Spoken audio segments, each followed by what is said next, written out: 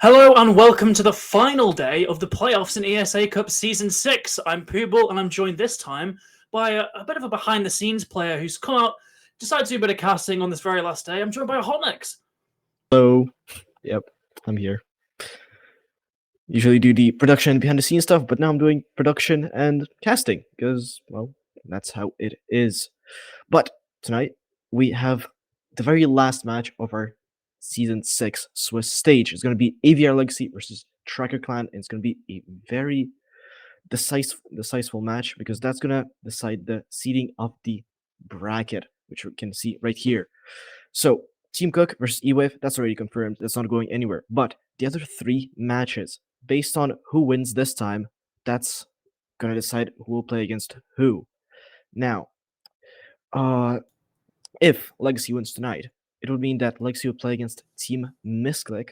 P100 would play the Penta Sports or the known name team because I guess they're having some more problems. Yeah, X-Penta. And Minions would play MDF. Whereas if Tracker wins, this would mean that P100 would play Team Misclick, Minions would play the X-Penta roster, and Tracker would play MDF. So, yeah, those last 3 matches are going to be decided by this match up here. So it's pretty exciting. Yeah, absolutely. It's not just sort of the fates of these two teams that are in play here. It really could determine the playoff runs of multiple teams based on these early seedings, particularly looking at Minions and MDF potentially being in that first matchup based on a certain result could really throw a lot of predictions awry when you've got two of those, in theory, very good teams facing in the opening bracket there. It would certainly potentially save a lot of teams later on if one of those players is taken out early. But we've also got a bit of other information to share. We've got some team cards on these respective teams playing today, being Avenger Legacy and Tracker Clan here. So we can just get on to Avenger Legacy. Potentially not the greatest win rate here, only 44%. Best map being Border. Worst map is quite a common trend is Oregon. It's just because of the amount of times it's played with a big sample size like that, you're going to get certain just negative results coming there. A lot of Oregon plays means a lot of Oregon losses, unfortunately, for most teams. So it ends up sitting there, unfortunately, for them. Nothing too sort of bad there, though. It is a common theme. Border being the best map, though, really suggests to me, anyway, that Avenger are quite comfortable with their attacks, as Border does tend to lean towards the attacking side. There's a lot of cut-off angles that can be held by the attackers there. So really, it should show to us that Avengers' attacking half is going to be a very crucial part of these maps that we're going to see today. If they can't get a strong foot forward on their attacks, their defenses might be even worse, and that could start to spell real trouble for them. Yeah, but also it does depend on what map they bring Tracker to. And also, I mean, the Tracker card right here. For them, their best map is Chalet, worst is Bank. And they have a bit of a worse win rate than Avenger Legacy, which might indicate some favorability to Avenger in this matchup. But their most banned ops are Nook, Zombie, and Solus. I mean, that is quite the standard bans. We saw a lot of these kind of overpowered operators that some people are banning here on a lot of maps. Actually, it doesn't really change from map to map a lot. They regularly meet the banning phase as operators, and the thing that really sticks to me here from Tracker Clan is historically, Chalet actually is quite a poor map for them 2 and 4, but coming into ESA, I believe as they only had 1 win going into the groups, going out of the groups even, they've had 2 more, I believe, in playoffs. They have actually managed to sort of turn that around in recent memory. They are doing quite well on Chalet, but still, historically, it hasn't been the greatest for them, and that kind of is reflecting the fact that they are a weaker team that in reality barely skirted by into these playoffs, only getting in because we had a couple of late departures going into this playoffs phase. So a couple extra teams got promoted forward, Tracker Clan being one of them. So they've had a rough road before, and they've still got this one last hurdle to try and overcome. And a bit of a spoiler for the map ban phase, Chalet is a map we're going to be seeing. So it really is going to put that up to the test to see if they fixed those problems of the past and they've turned this new leaf. I mean, let's see the map bans right here. Actually, it was Avenger that picked Chalet and decided to bring Tracker to their best map, which I find kind of weird. But then Tracker also pick Club, and then the decider, if it comes around, is going to be Villa.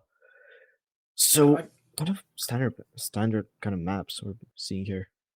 We see a Yeah, I lot think of Chalet Villa Club. Villa a little bit out of the ordinary. Obviously, it relies on us getting to that third map. Chalet Club we see a lot, and I think that Chalet pick is more just due to sort of thinking in that wider picture. Avenger have got a 2-1 record on Chalet, so that is a positive record. When you compare that to Tracker Clan, who, although in ESA are doing quite well on it, in the grand scheme of things, they're still down 2-4. So Avenger might have seen a bit of a weak point there. They've also certainly got the previous matches to VOD review of Tracker Clan on that map. So that could be a potential just advantage for Legacy picking that map in with Tracker Clan knowing it's kind of a weak map overall for them. It could really just it could go bad for that team. I also find interesting that AVR actually picked attack start on Clubhouse. We see most of the teams, if they want to start on the map, they usually pick defense side because most maps, if not all, in the competitive map pool right now are mostly defender sided. And seeing AVR starting on attack, I think. I mean, you mentioned it on Border. They seem to be an attacker sided team, and that's going to be interesting to see when it comes around to Clubhouse. Yeah, I think the only thing I can add to that is a lot of teams tend to sell on defense in sort of best of ones just to warm up on that easier side. But Legacy, they should be ready to go, seeing as that is going to be map 2. They will have played an entire map beforehand, so they should be in fighting form. So if they can start putting rounds on that attack on club, it really could get a lot more simple when they're put on that statistically favored side of the defense, and they've already got themselves sort of 3-4 rounds on that weaker side. It could set them up wonderfully to potentially get to a map 3 or even end it in 2 there. So there's certainly a bit of strategy going on from Legacy there, but it's also a gamble, and I don't know if it's going to pay off. I mean, we'll be starting quite soon and going up onto Shellady, first of this best of 3 series, to decide the fate of not only these two teams. I mean, we haven't mentioned it, but one of these teams is going out of the Swiss stage and not advancing to the playoffs. The other will still have a chance to fight in the playoff bracket. But start going into Chalet, the Swiss Alps, and see which team comes up on top on this first map.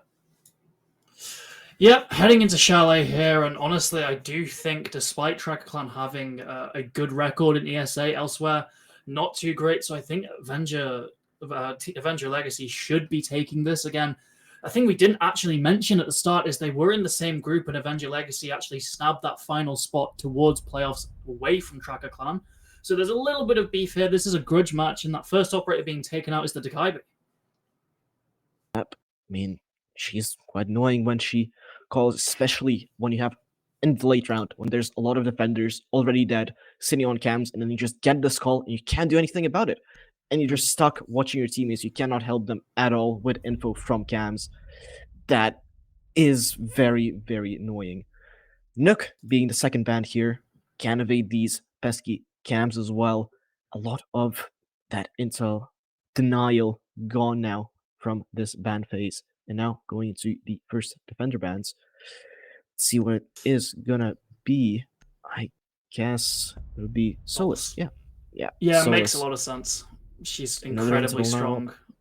Banned a lot, and we might even see an Azami ban as well here, just to sort of cap off those 3 sort of almost must-ban picks of Nook, Solus, Azami, just such strong operators. Oh, they could prove me entirely wrong as we head into this final ban here, and it's gonna be... Yep, the Azami, another just incredibly strong operator taken off the board. The ability to make those new angles, completely change the way you play that site. It can just be a real head scratcher for a lot of attacking teams and a big source of frustration. So just eliminating her outright, it gives the attackers a lot better chance to actually break into the site, get a couple picks there on the defenders, and overall help them win the round. Yep. I mean, interestingly enough, also, Flores is still on the board. I mean, there are quite a lot of teams that ban Flores, especially on this map, because he's quite powerful against the shields that are very prevalent on most sites here. I mean, on bar, they're basically pivotal to the defense of the top floor of the library. I mean, most teams put one on top fireplace, put one on blue, and it's very difficult to get rid of them unless you have burns. But with Flores still on the board, it could help them out, but I mean, there's Mute that is a very effective counter to him, so we'll see how it will go here. But now, the first site that Tracker Clan is picking on their defensive half is going to be Master Bedroom. And the pick isn't really standing out to me much, apart from maybe the Thunderbird. We don't see a lot of her being played on maps, but I mean, she's quite powerful. She can heal up your teammates without Thunderbird and you really needing to do anything. So let's see how that plays out with them. And might as well add AVR Legacy. They picked Ying, and there's no Warden on board of Tracker Clan. That's going to be... Yeah, a bit of a saving grace for Tracker Clan, though. They have that Jaeger, they have that Wamai. There is potential for that utility to be burned, but it's still going to cost them. Even if they don't get rid of the Candelas, you've still got that set of nades from Manny on the Yana there as Barry just droning out, seeing where he can get into this building early on. They've identified a defender on that mezzanine position. Ethan there on the Ying, just playing around by library, trying to potentially draw attention. Not really much he can do from this angle so far, other than hope that the defenders overextend a bit. But Tracker, they don't seem to be giving him anything. Still just holding these rappel angles as Brisk, creeping up those library stairs, does have the jump onto Egon and actually gets that kill. A little bit of damage exchange. The pre-fire comes out, misses, and Shisui immediately trades him out with that SMG-11. 4-4, never mind, 4-3. Manny with a beautiful vertical nade just takes out the Mute there and solidifies the advantage for the attack. That is quite a few pivotal kills here for the side of AVR Legacy now that find themselves in that manpower advantage, but they still have one player in then downstairs in dining playing. It is Deiko on Wamai, so he doesn't have C4s or even impacts to deny the plant, but still he can be a bit of a nuisance here to deny the plant behind the half wall because, well, you know the position. We see Ethan throwing those Candelas being caught by the ADS, but Alex now finds the kill onto Barry, heals himself up, and Manny falls as well to Budo. Now it's a 2v3 situation.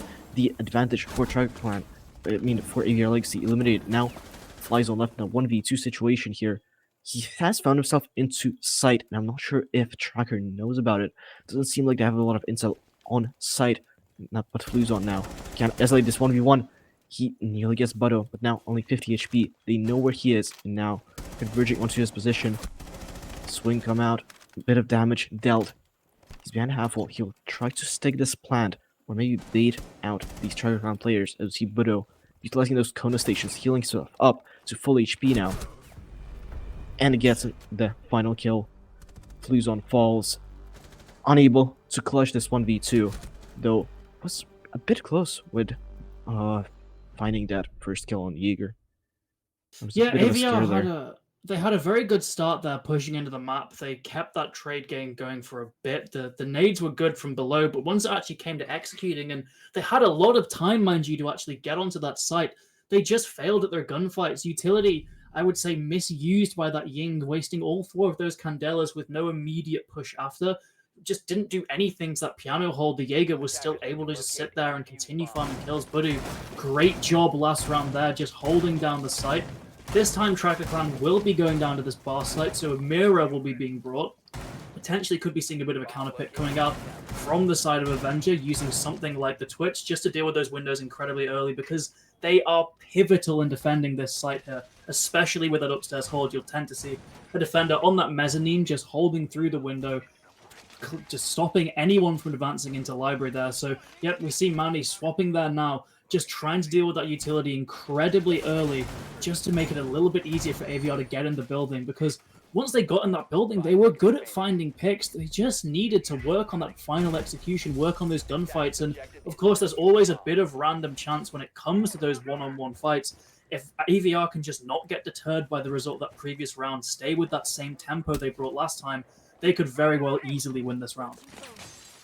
No matter how good you play on this early round, if you find pegs but you can't do the final execute, I mean, you're gonna lose. That's just the true nature of Siege. Now, on bar, I'm gonna need to see a bit more of team play for AVR Legacy in the final moments of the round. Still, there is Flores on the board and Twitch with those custom drones. I mean, next season we're gonna find another one in the Rams arsenal, so that's gonna be interesting to see how players are playing there. But we see for now we don't have Ram, we have Barry on the drone, joining out the top fireplace players. He knows that there's two people playing there, one behind the shield and the one right now we're seeing down the fireplace stairs. And Egon playing on blue stairs without a shield actually, but Manny finds himself a kill, trading out his fallen teammate in Blame at the floors of the board. That's the floors drones gone now.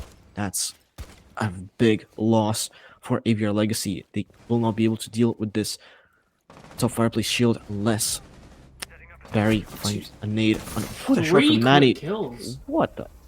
What is happening? Honestly, I'm not sure. AVR just snapped to life, getting 3. It's all on Alex now. In a 1 versus 4 on site, takes down Ethan. That's one. Potentially, here's the player coming down this library stairs. Pre-aims, goes for the fight, but actually just retreats back in a very difficult situation here. The Twitch jumps down, and somehow neither player killed in that exchange. Barry taken down to half health by that deagle. Alex still just holding these stairs as the positions have totally swapped. All 3 attackers now on that ground floor, but they're not content with that. Hungry for kills, one of those players charging up those fireplace stairs, then just dropping back down again. They've realized they have full site presence. They don't need to get too aggressive here, but they're still kill hungry. Players still coming at Alex from all directions. He's trying to hold those library stairs. There is a player right in library waiting for him. Nitro cell pulled. Manny shoots him down. Incredible round from the Twitch that gives AVR their first round.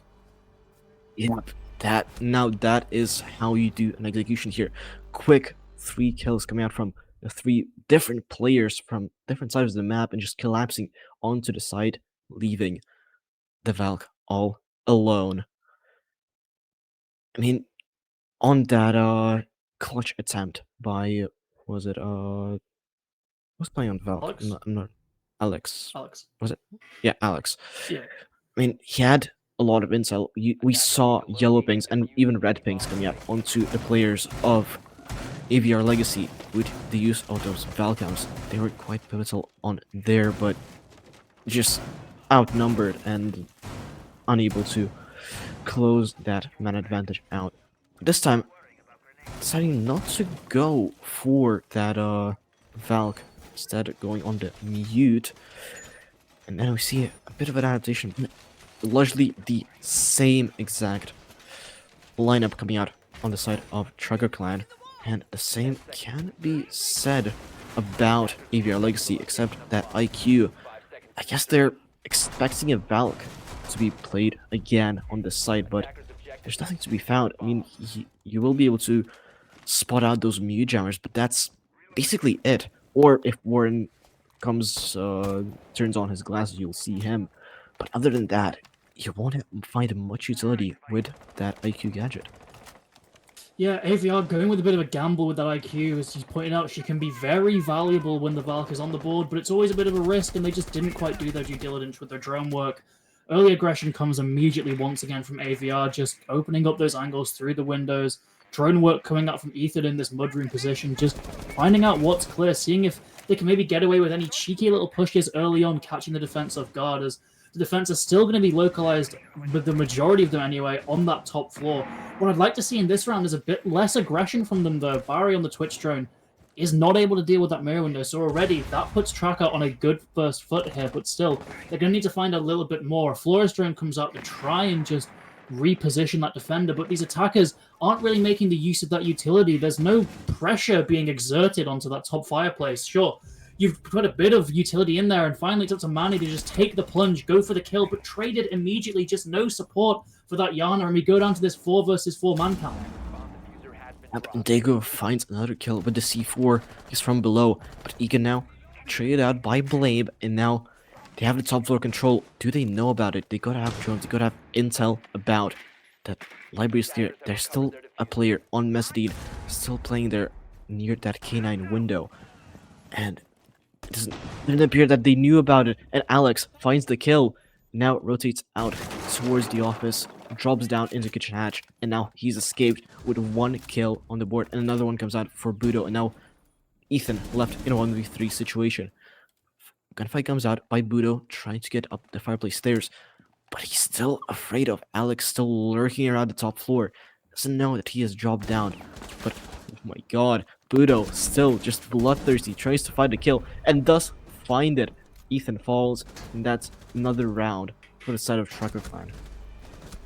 Yeah, it really seemed like there just wasn't an appropriate response to that utility usage from the attack. They never sort of leveraged that advantage whatsoever. The flashes came in, the Twitch string came in, but when sort of push came to shove, everything was put on that single Yana of Manny there to get the job done in library. And sure, he gets his pick, but when the trade is so soon, there's no real advantage gained by the attack there at all. With the other two defenders quickly taking up positions on that top floor, it was very hard for AVR to really do much there, and Tracker Clan just continue to rip them apart in these one-on-one gunfights. Nitro Cell used as well, so just good usage of utility from the Mute, I believe, in that last round. But just overall, really nice defense there, learning from the previous mistakes, not overexposing themselves to the attack early on, allowing themselves to build a decent advantage as the round continued going.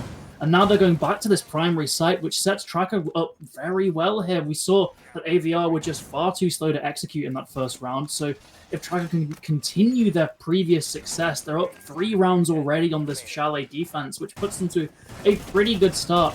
Alex, though, going on this Thorn, maybe just feeling a little bit bloodthirsty, that gun now having a 1.5, so it is more of a lethal weapon than it was previously, but at the same time, you do sacrifice a bit of utility, as the Thorn gadgets potentially aren't the best thing to bring and certainly can be showed up by other operators. Even something like that Warden, who has sort of equal fragging power and can see through those smoke grenades. So Tracker Khan doing something different, and I'm not really sure if I'm a fan of it. Thorn gadgets are basically a glorified sound alarm that even the Wamai has. But, I mean, you can't deny, the gun is a machine. I mean, no recoil, 1.5. People love it, especially fraggers. So that's why it was picked, but it doesn't look like AVR are going to be pushing Dan downstairs, try to push out Alex. They're focusing on the library, but actually, never mind. Manny decides to challenge Alex and loses the gunfight to him. And another one is now in a frost trap. Deku pushes out, finds one, and confirms the kill on the frost trap. And immediately a 2v5 advantage lost to AVR. Now a 1v5. Flu's on left. Just complete collapse of the defense.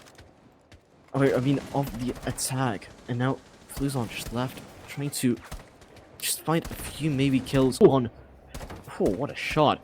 Shizu, a bit over-aggressive on that K9 door, but Flu's runs out of bullets as Budo challenges him yet again from the same angle and secures the round for Tracker. A really fast round there coming out from Tracker Clan. And AVR, just unable to find anything to deny that. Yeah, very, very aggressive round from Tracker Clan there, and AVR, once that first pick sort of went the way of the defense, they seemed to completely collapse, as you said. Chaos sort of ensued as these picks just kept on coming for the defense. The AVR had no real response. You even had Badu running out twice that round and not taking a lick of damage, just making the most of that chaos. Incredible play from him. Really confident play as well. It's nice to see such confidence in a very high-stakes match like that, and it's worked wonders for him. 7-1 on that scoreboard currently. Tracker Clan, though, going down to this kitchen, I believe it's the first time I've seen it, which is a little bit surprising as it can be quite a strong sight when played correctly. We aren't going to be seeing Maestro, though, which tends to be seen quite a bit here. It's one of the few sites where he's still viable, as you can just bunker down either on site or below. You let those cameras do the work. Elsewhere, though, the rest of Tracker setting up above as that upstairs hold is so crucial. You want to be able to deny that plant, just deter the attack from taking kitchen and taking dining, because dining can be incredibly easy to actually get your foot into on that attacking side, but the threat of the defenders above can more often than not deter the attack from actually going for a full-on execute, which is why we see so much utility invested of that. But it's also important to keep having at least one player securing that position. I see a lot of teams, they get that office control, and then they're like, oh, well, job's done, and they all rotate downstairs, but there's still that solarium stairs that a defender can run up and flank and still retake that office control. But we see Manny immediately already, 30 seconds in, already inside the building. And, I mean, doesn't seem like Tracker are aware, but they will be since there is Valk on the board, there's Echo on the board. Ethan, though, taking that IQ is going to be able to suss out those Valk cams and those Echo drones. And he's already, I mean, not only that, he's already knowing about those 1Y gadgets and really being aggressive now. He's being droned in. He knows that there's no one playing on that shield, but Manny frees him out as Egon rotates out, and Deiko as well falls. And now there's still two people rotating up Solarium stairs. Alex, together with Shizu, trying to retake their top floor control, which, as you said, is crucial in this defense. As Alex, Manny swings him out, immediately traded out as Alex just a bit too much, and Budo from a Please Play C4 takes out Blame, and now left in a 1v3 situation. No C4, I mean 1 C4 still on the board for the side of Tracker Clan. Inside of Shizu, who's playing upstairs. I mean, he always is for somewhere, but oh no, Barry falls him, seemingly unaware that Shizu is playing in the Solarium position. And now 2v2 situation, now a 1v2 situation. No way. What is happening? It seemed to be going so well for the side of AVR, but maybe it's not lost yet. Shizu still upstairs. Downstairs control completely abandoned by Tracker Clan and Fluzon. Should be aware of it, but now he's joining in the side. He's trying to find this last Shizu player from Tracker Clan. I mean, 45 seconds left. He has a lot of time to spare here, but he should be aware now that he is still upstairs and he has this vertical onto the door. He knows about it. Now sprints in as the Shizu on the reload. SMG-11 does not have enough bullets to have a constant spray, and now starts planting. Gets scared off by the shots from Shizu from upstairs. Drops the hatch, sees him, and finds the kill. And disaster for Tracker Clan averted, but another disaster comes through as AVR. They had so much man advantage. Yeah. But then everything went wrong. AVR just fell into that classic trap of assuming that once your initial roam clear goes well, that the defense have thoroughly peeled back from the top floor, and that just wasn't the case. We saw Alex get that one pick on the Echo. I can understand why he got a bit more aggressive after that, just trying to even out the man count. He did end up losing his life there, so it was a trade. But then you have the heroics of Shizu on top there, on that mute, just taking out player after player above. Really good play from him, just holding his ground there, sticking to his guns, just staying there.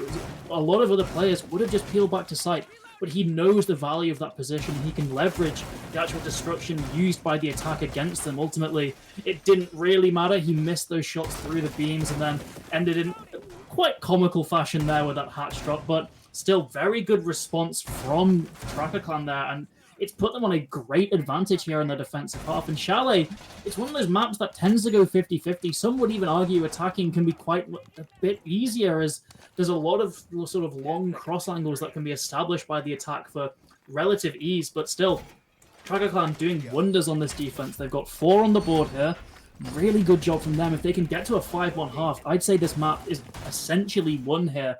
And AVR just really look a bit lost at times. They have struggled in all aspects of the round. They've struggled in conversions. They've struggled with just getting into the map. So a serious sort of improvement is needed here to make this map even a tiny bit winnable. Definitely. And they're not really utilizing any timeouts. I mean, they have that timeout feature. They can. Oh, nearly Alex taking his head off. But as I was saying, I mean, timeouts can be crucial in pivoting in a game, and most teams in this tournament are just not utilizing them, as we see the blue shield taken care of by the Flores. Very well done, and Alex loses his head to Flyzon, and now the opening pick goes the way of AVR, but they gotta still convert this round with 2 minutes left. They gotta get this library control, go for the site executing, do everything well here, as a nade comes out, is caught by the ADS, trying to get rid of that top fireplace shield, and is done. And Shizu not being able to rotate out enough, and now 2 picks going the way of AVR, but traded out by Deiko, and Egon as well finds it on the rotate down, and now those 2 picks basically worthless, as immediately traded out by a set of Tracker. That's actually the Buck taking care of the board. No vertical gonna be done by the side of AVR unless Flazon. I mean, he has those recharges. He can't use them as. Oh no, Voodoo trying to aggress up these stairs, and Fluzon finds another one is on Egon, and now Deiko left all alone behind that bar, and gonna try to clutch this out. Oh, he finds one, but yeah, that's direct trade. It's not gonna work out for him. And that's a round for AVR Legacy. Maybe it's a pivoting point for them as a 2-4 half. It's not the end of the world, but it's not good either for AVR Legacy, especially as you said. One, Yeah. they're a bit more of an attacker-sided team, and two, it's their pick. It's their map pick. They picked Chalet against Tracker. I mean, it is Tracker's best map, but still, losing your map pick is not very good for your chances to go into playoffs. Yeah, Tracker Clan really just shown that these recent improvements are certainly a very real thing here, getting that 40 advantage early on. And it honestly seemed for a second like AVR had fallen for that same mistake, assuming the area they just cleared would remain to be clear. Ultimately, they did end up taking that round as the defense just got a little bit too eager to actually retake that ground. We saw a couple of questionable plays come out near the end. They were just cut down by the attack. But side swap now, there's almost a bit of relief, I'd say, for AVR that they can just try something different on this defense now. They don't have to keep worrying about the same old pitfalls on the attack, but Ethan there sustaining heavy damage from a self-inflicted blow with an impact grenade isn't going to be the greatest there. Immediate health disadvantage for the side of AVR, which can be quite deadly when you're dealing with this kind of position that he's playing here. There's going to be a lot of utility raining down on him, and that low health means a nade, even if not perfectly positioned or perfectly cooked, could still end up taking him down, so he's got to play very, very carefully here. There's no real wiggle room for him, so he has to play passive in such a crucial position as the Tracker attackers are already surrounding him here. Jones coming out and going to the library side. It's going to be important for Ethan to know when to fall off that side, because library is not as crucial as on other sites. That control, I mean, you can waste a lot of time by playing on top fireplace and having that control, but oh, he's already peeled off. That's a smart decision. Shoot out of 3 drones, keep your life, and rotate out, and play behind that shield, which gives you a lot more cover, as Badu also sustained a bit of damage there. I'm not sure from where, maybe from a C4, might have been replaced on the hatch. I've seen that done before. It could be effective, but not this time. And now, still 5v5 straight, minute 45 seconds left. Tracker, for their part, are doing a bit more, bit better than AVR Legacy on their initial push of the site. As oh, what a shot! Manny just swings that double door and finds himself a pick. That's gonna be the floors on the board, and 3 drones. That's gonna be. Oh my God, Manny is just on a roll here. Cannot find the third. But now a 4v3 situation. 4v2 now as Ethan trades Manny out. But there's a breach. Shizu is in sight. He is not able to plant because they don't have that piano control. He tries to get it, but Blame shuts it down. And now Deiko, left on this canine balcony, is gonna have a mountain to climb if he wants to claw this back. But Blame doesn't care. Swings him and finds the kill. A little 360 there, just for those style points. And that's a round for EVR, and tides seem to be turning for them. They still are not out of it. Yep, 2 on the trot for AVR there, so they're starting to build a little bit of momentum into the side swap now. That first round on their defense can be crucial. It allows them to keep going with that site rotation, but it's not the end of the world for Tracker there. There's clear weaknesses in that attack, such as sort of they're just losing these gunfights, these attacking teams, really. Both sides suffered from it. Tracker specifically there. They just didn't quite deal with that defense with enough aggression, especially given how much ground they were given. Ethan retreating incredibly early because of that accident with the impact nade, causing him to be on low health. So Normally, I would be critical of a player moving with 2 minutes left in the round there, but it did make sense for that reposition. So that was a decent decision from him there. But Tracker should have made the most of that. They should have been swarming all over Mezzanine, using that extra space they've been given to really start pounding on the doors of the site, and that's something they simply didn't do. Now, going on to this kitchen attack, they will have a lot more freedom to do that. These walls should be getting breached for free, I'd imagine, although no thermite being brought by the Tracker attackers is a little bit questionable, as on a site with such large, easy-to-access walls, those thermite charges, I would argue, give a lot more value than the Aces, so it's going to be interesting to see if this slight adaptation by Tracker works out here, because it seems like they've just picked the wrong tool for the job. I mean, thermite has those 2 breaches, and he can make a big effing hole, as he says himself. And yeah, I mean, it's kind of sad that Trigger's not utilizing it, but maybe they want to do something else with the ace charges, though I highly doubt it. I want to actually draw attention to Manny. He's going 11-6. He's doing wonders for his team, finding those opening picks. I mean, those 2 opening picks on that last site were crucial, and it's going to be important for him to find those yet again. He is lurking downstairs. He might be able to help his team out on a bit of a mid-round lurk upstairs. And he does!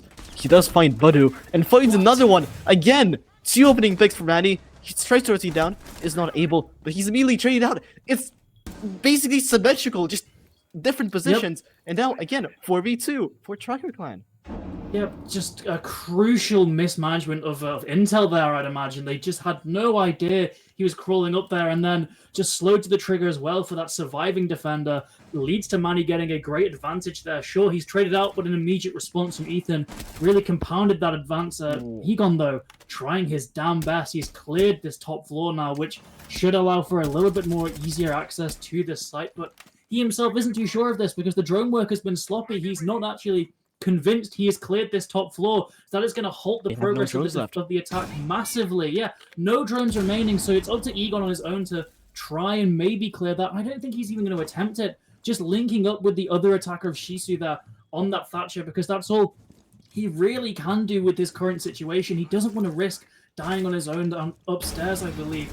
Maybe he's going to try and get a couple, at least one hole open with that Ash charge. He'll just go through the hatch to catch the defense off guard. Shisu just catching a lot of flack here, getting a lot of attention, but Egon's spotted, so the element of surprise gone by Tracker Clan here, as the Thatcher Shisu is going to have to swing into sight with no intel, just face-checking everything. Sure, the defenders are now preoccupied with the Ash, and that strategy might have worked. Shisu gets one. Egon can still cause a bit of a menace for Ethan here if Shisu wants to stick a plant.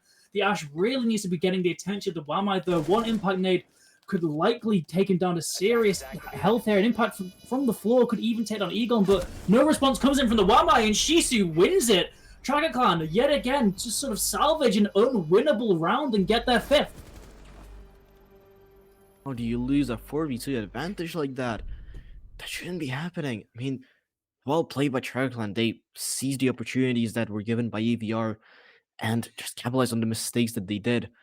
I would have thought that the Wamai might be able to go for a late round retake of the top 4. He had those impacts. He would be able to get some verticals onto site if he has the info where the plant is going down.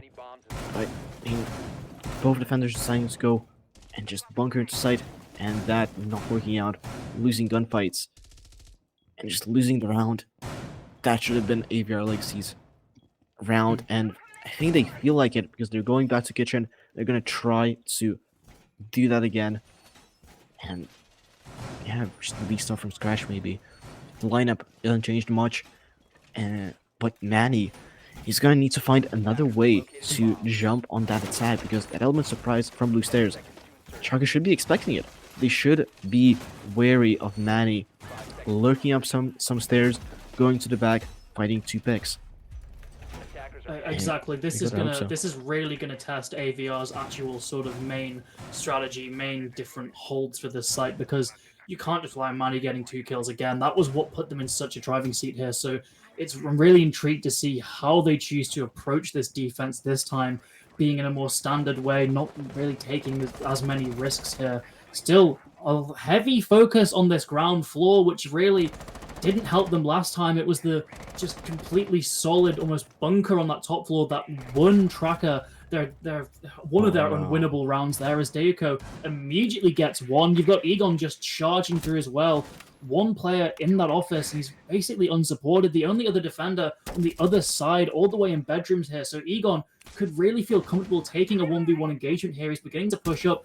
Eyes off the house for a minute, looks back, but the Warden just darts away. Egon still in a very difficult position here. He's got so many angles to watch, and with Ty taking down Alex as well, Tracker might have had their momentum stalled a bit. Manny has to get very aggressive, though. He wants to give his team a solid advantage here, and, well, it's working so far. Egon on low health, Manny still on full, forcing Egon actually to place that flank drone down as Badu taken down, I think, from a long angle all the way from bedroom there. He can be picked up, I believe. There's very little danger here, but Shizu can't be too sure, places the Claymore down to ensure at least a trade here as he picks up his teammate. And really, AVR's momentum, Tracker momentum even, seems to be completely stalled. Manny finally catches his prey on Egon there, and Brisk sends a Nitro, doesn't quite hit, but still a lot of pressure being exerted on this Tracker attack. I mean, yeah, another one coming out from Blame as Budo is taken off the board, and now Shizu with Deiko left in a 2v4 situation. We saw Tracker clutch it out.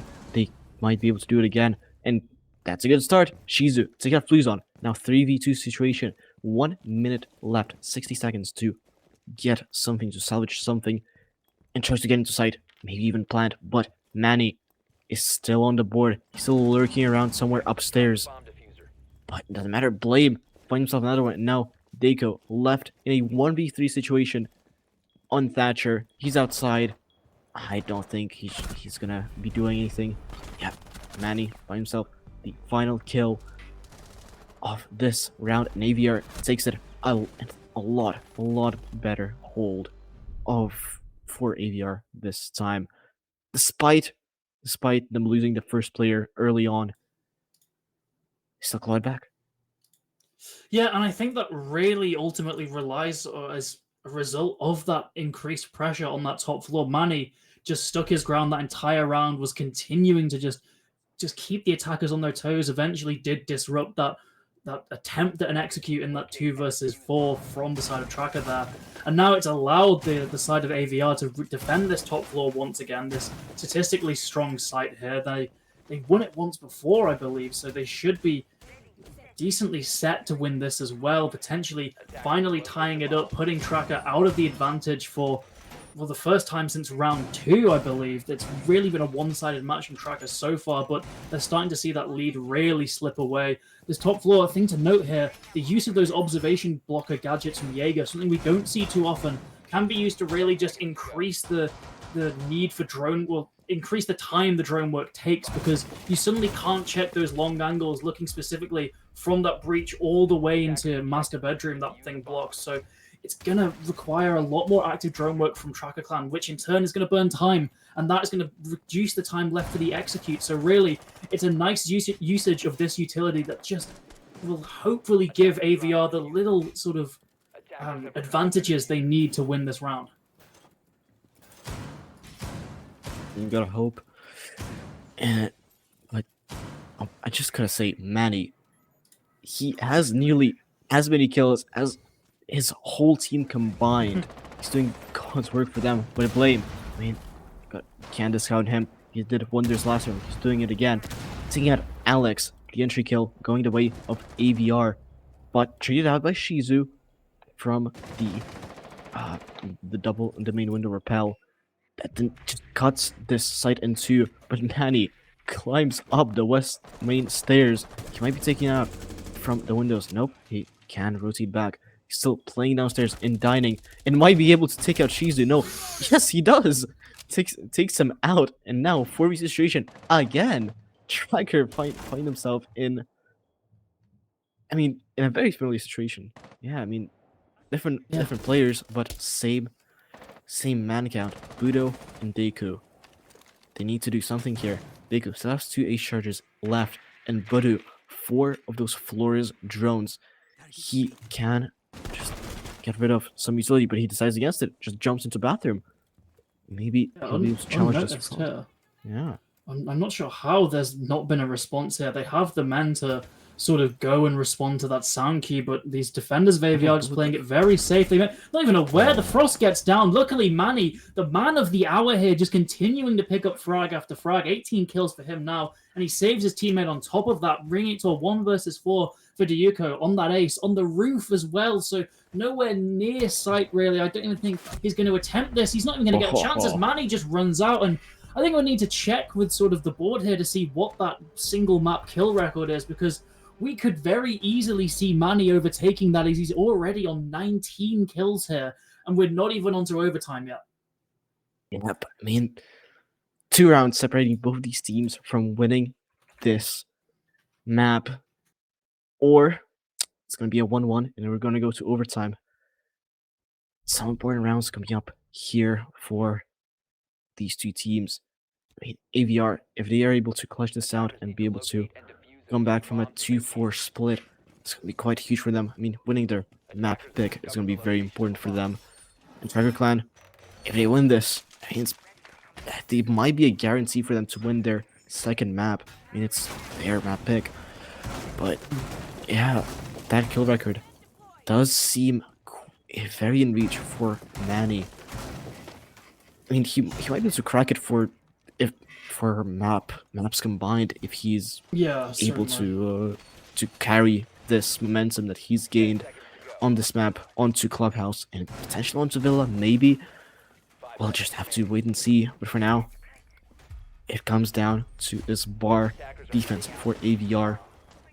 Gonna try to carry this success they've had the past couple of rounds to win this, carry them onto match point, or Tracker might be able to win this, carry themselves onto this, not match point, map point. Yeah, we see Tracker applying immediate pressure here over via Solarium and Library, just breaching open those windows, getting a little bit of damage done to Manny already, that star player who you'd really want to survive to those final 20 seconds or so. So I imagine he's going to maybe retreat from combat for now as Tracker continue this sort of sweep of the top floor.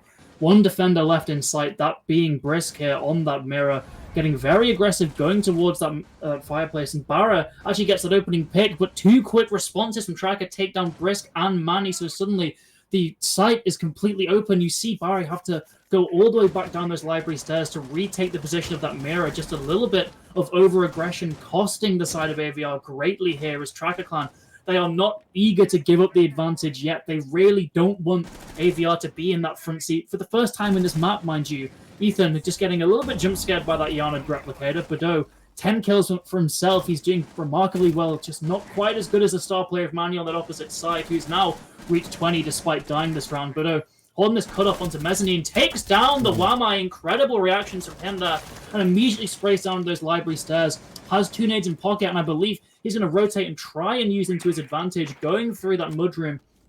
Brava Drone comes out, obviously can't destroy that shield, but it can hack some of those gadgets. I'm thinking particularly those Wamai magnets that could maybe just help these nades sing through and hit their target from Bado. Maybe even just a bit of a distraction almost from these drones as it just comes charging at the shield, and the Melusi actually loses their fight anyway. That's Dioku hitting the scoreboard here. 1 versus 4, 0 versus 4 as Alex just cleans up the final defender on the site. And Tracker Clan, despite all odds, they've made it to match point here. The comeback might not be real after all for AVR. Yeah, they just have this 1 more round to win. But it's going to be an attack. It's going to be a bit trickier as AVR will maybe be able to adapt to them. But no, they go onto kitchen dining this time.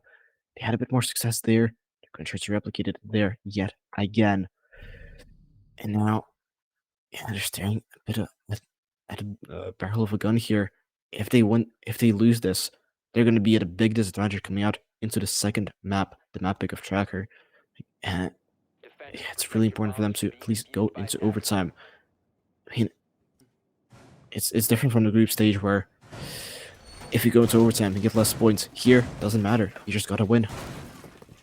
Yeah, and I think a big thing as well with Tracker choosing to start this following map of Clubhouse on the attack, they really want that sort of win behind their sails, and to just be sort of completely prevented from that comeback here if this goes to 7-5 and Tracker just snatch it from them right when it seemed that AVR were about to win it, that could seriously halt the sort of inter-map momentum and result in their attacking start going quite poorly on Clubhouse. So there are actually big ramifications for this round. If AVR can at least put up a fight, get to OT, we could potentially see, quite a strong side coming out on Clubhouse here. But really, if they go out not even getting to OT, if Triclan just snatch it here and now, we could see a series that gets drastically quicker here with that second map going increasingly in favor of Tracker here. These attackers of Tracker Clan immediately breaching in through this building once again. They've been very aggressive, very swift in their clears so far, though they have met heavy resistance, particularly from Manny, who I'd imagine, is already getting quite aggressive on those library stairs, just trying to play these off angles, trying to catch the attackers off guard, and it's worked wonders a lot of the times in this map. I mean, if AVR wants a bit more action, Barry and Ethan both gotta kind of just wake up. They aren't really putting themselves on the board, whereas on Tracker Clan's side, most people are on a positive KD or even more. I mean, yeah, kills aren't everything, but still, going 1-7, going 3-9, that's not. It can be unhelpful for the side of AVR, especially since I think the only kill that Barry got was from the frost mat from, I think it was their first defensive round. Yep. That's his only kill right now. He doesn't want a single gunfight. He's gotta step it up if he wants his team to have a chance of winning this, as Jefferson is getting breached by the ace charge of Alex. I think it's gonna be a vault hole. No, it's gonna be a hole that Yana. I thought it was the actual Yana of Budo just sprinting in, but no, that was just a hologram trying to get a bit more intel. Brisk though, still playing in this half-full position. It's a very powerful position. If he has a bit of utility here to protect him from the nades from the side of Tracker, doesn't seem like it, so he could be a bit of a pickle here as Budo takes him out. Doesn't matter, he can use his gun as well. And actually, the landing wall as well is getting does get opened. They are vault holes, so if they want to get in, they're going to be elimination locked when they're vaulting through. But to get that kill, AVR is going to need to swing as... Oh, Manny does find himself another kill. Now a 44 situation now for AVR Legacy with 40 seconds left. The clock is ticking down for Tracker Clan. They got to get a bit more control upstairs before they can go for the plant. Really, if you want to be sure they can go for the plant, but a quick trade coming out from the side of... Oh, that was just the Yana in sight. Trade out again, trades coming left and right. Ooh. And oh no, Manny wanting to swing Alex, leaves him on 1 HP, but now it's all up to Barry. Gotta find another kill for himself if he wants to have his team stay in this. And he does! He drops Alex, and now he can defuse, and we're in overtime. Yep, and that really brings Manny closer to potentially breaking kill record here. I believe the all-time that we have recorded is 23, all the way back in Season 3. So we could really be seeing, this player Manny having this star performance here, as now we're into overtime, with the sort of record he set so far. I would imagine we're going to be getting to at least 23, at least tying that record. So phenomenal performance from him. But you kind of dread to think what the mood would be if, Manny gets that kill record, but they don't end up winning this round. So still, they need to be focusing first and foremost on taking these rounds, not padding stats here. They need to win this map, really, to set themselves up on a good foot, going onto Clubhouse, going onto their attacks as well. So really, it's just a case of winning those gunfights, I'd say, really. These gunfights have been so 50-50 all match.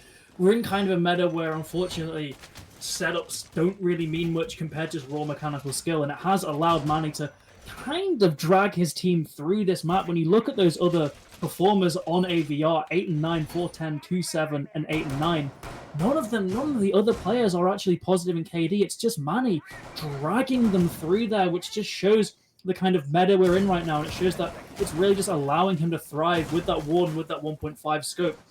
So if he can just keep his momentum rolling, and if just a couple other members of AVR can get on the board, get a couple kills throughout these final 3 rounds, we could see them take this in overtime, and that would be a comeback from a 2-4 half going onto their defense as well on Chalet. So overall it should increase the mood, increase the momentum drastically for AVR. Definitely. And that's a really good start. Flies on. Immediate finds Badu.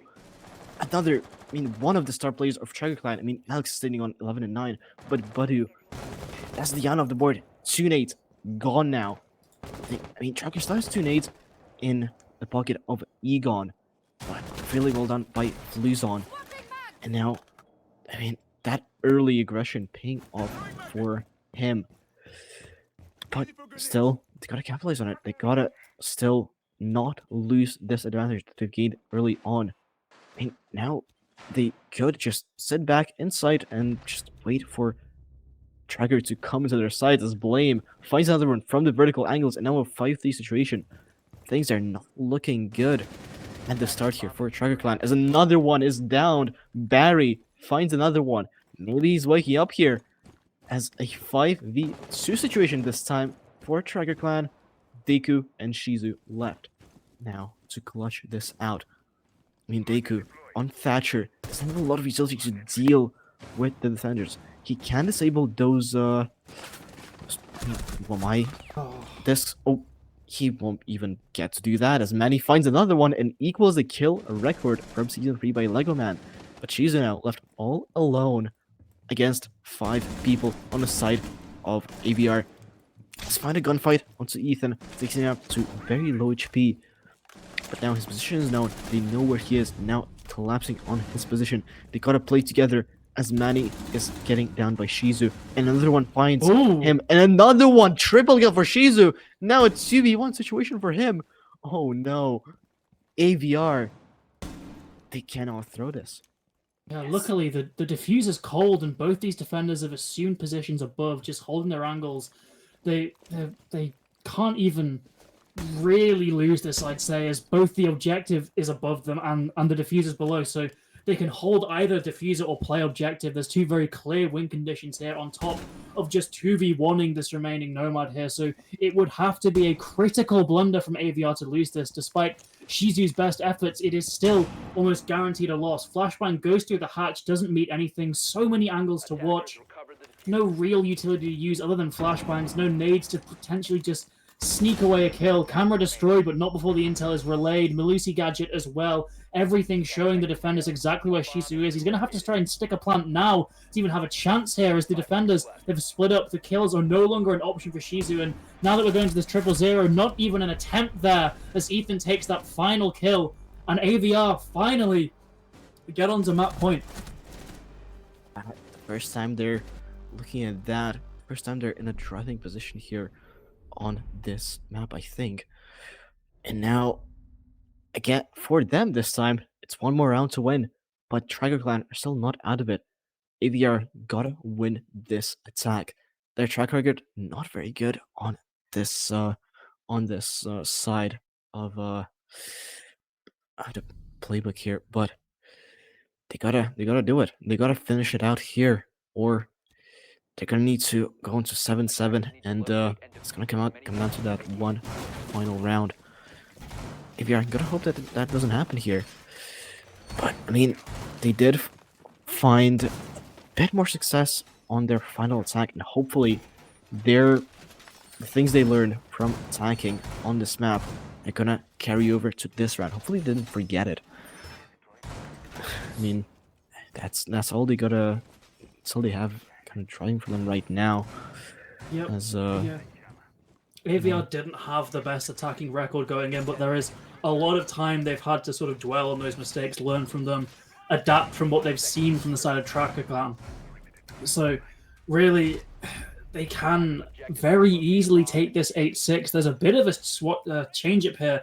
Barry on that Jackal just to really deal with these rumors, helps flush them out quickly, or at least scare them back to site to gain this map control. Manny will be on that primary fragging operator. You'd expect no less. 23 kills to the name here, with those nades in pocket as well, alongside Brisk. They could even start fishing for some vertical kills. There's no defender presence below, I believe, other than Budo right down by those library stairs, so no one can really challenge through the kitchen. Egon takes down Brisk, but not before it's actually a direct trade with that nade, so one of those nades taken off the board. I believe Brisk had one in pocket on death, but still, An immediate kill onto the defense here has forced these defenders to now abandon their positions, try and scramble for a retake. Jackal ping goes out, so there will be live intel on that mute now, as it's up to Manny really to try and get a kill. But Barrett, the Jackal himself, ends up taking them down, and suddenly AVR, they're really about to do this. They're pushing into sight. They're just isolating these defenders, but not if Badoo has something to say about it. Takes down Manny. Ethan, though, gets a response onto Shisu.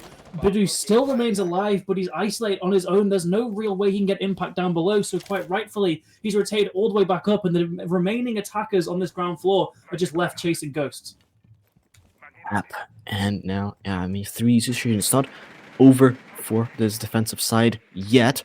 They still have that advantage that the attacking side gotta come to them. They gotta swing them. They gotta make something happen. As Deiko playing a bit more aggressively on that headholes and does find it. Does find another one. Now a complete reversal. 1v2 for Barry. Left to clutch this out if he wants this team to win. I mean, it's still not gonna be over. As Barry, he finds himself in 1 kill, and now 1v1 situation. It's a very much clutchable now, with a minute left especially. But he doesn't have the diffuser. He decides to still try to get that frag. He can come back and grab that diffuser. He knows where he is now, as he's gonna get Jackal tracked. Oh no. Budo could be in a bit of a troubled spot here, as Barry decides against going for the diffuser. He's deciding to go for this kill. And I think there's... Oh, nearly takes him out through the wall. And Budu left with very low HP. No intel for either side here. It's all down to a gunfight. I think Budo pushes it out onto the fireplace and does find the kill onto Barry. And the clutch denied as we head onto maximum overtime. And Manny still has a possibility of breaking the kill record, currently equaled on 23 kills with Lego Man. I mean, it's kind of bittersweet for him.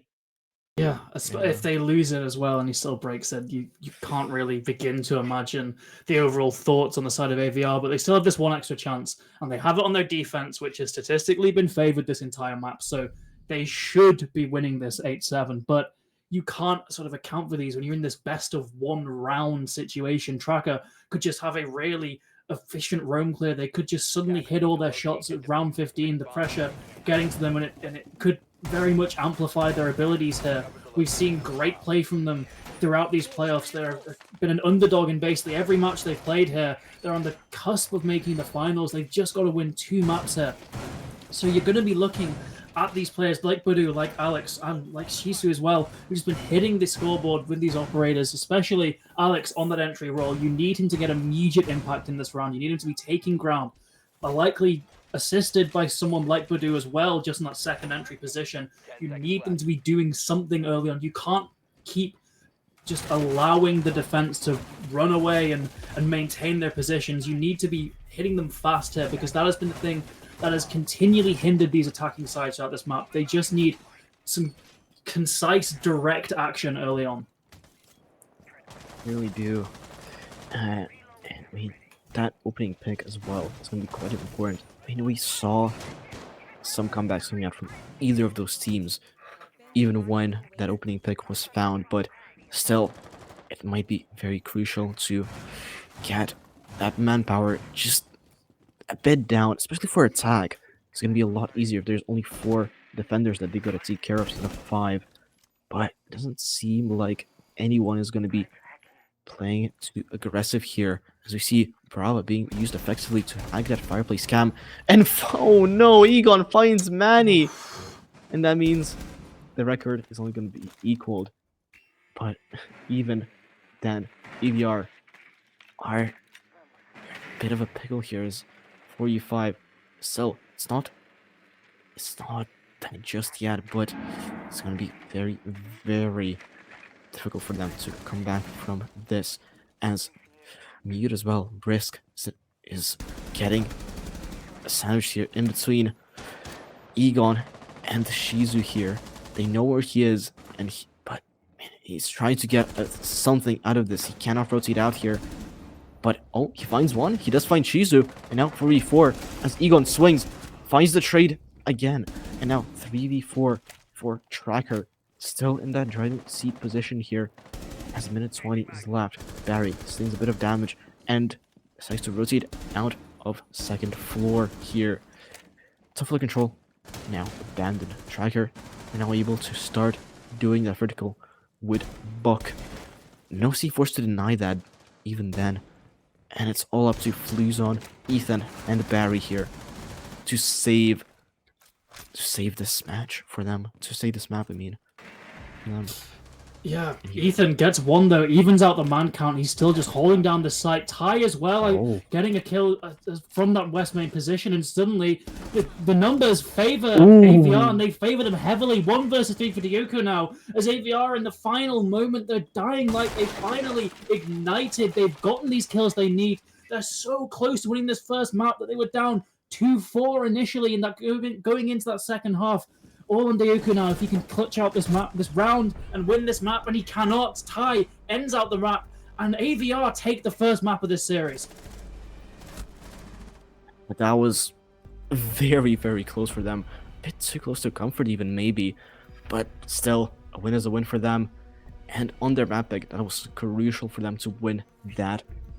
As next map, Clubhouse, is Tracker's pick. So it's going to be even more challenging for them to win that. So, I mean, what are your predictions for next map here? Or any comments for this one?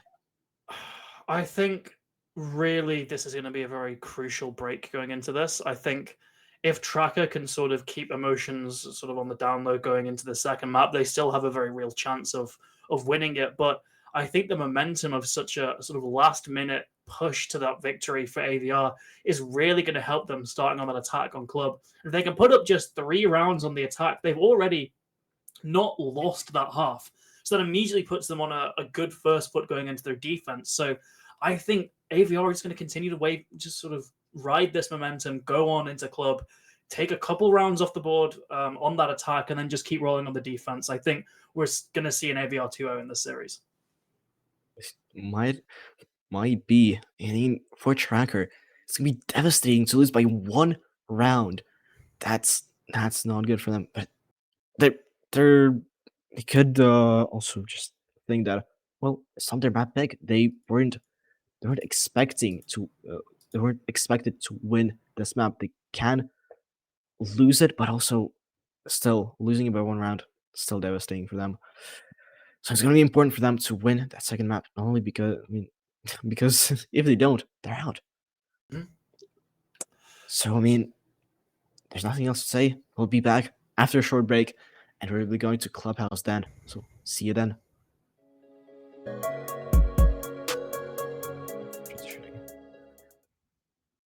Well, hello, welcome back. We're jumping straight back into the game of Clubhouse. Again, AVR versus Strikerland. AVR won their Chalet game, and now they gotta do it again. But this time, gotta win on Clubhouse, which is Striker Clan's pick. They have decided to start an attack, and I mean, yeah, it's gonna be an interesting match.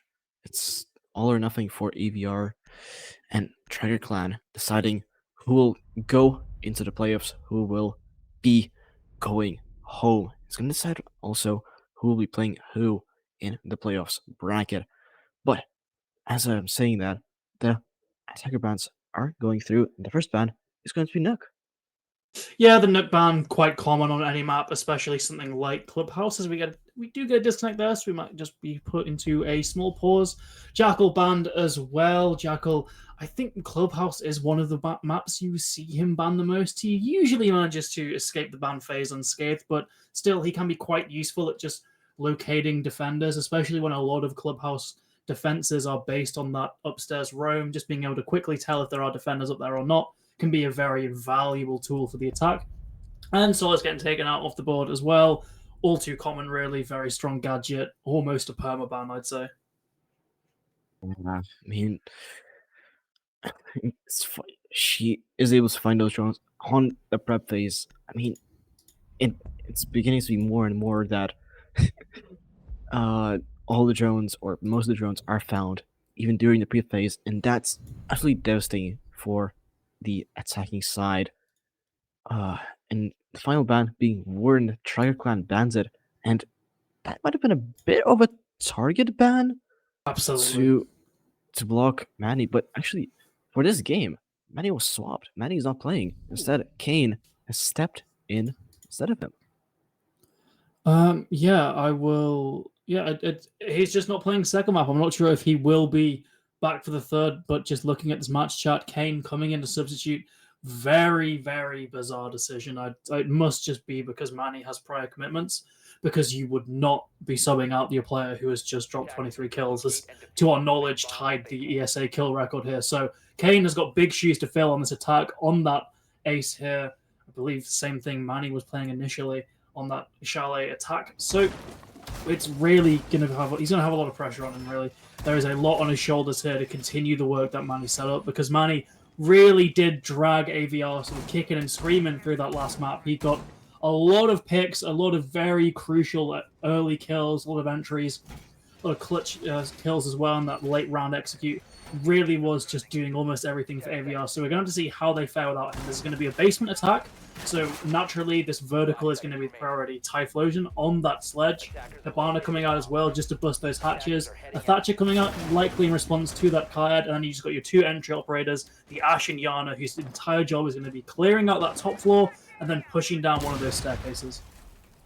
I mean, interestingly enough, Ethan being down from somewhere.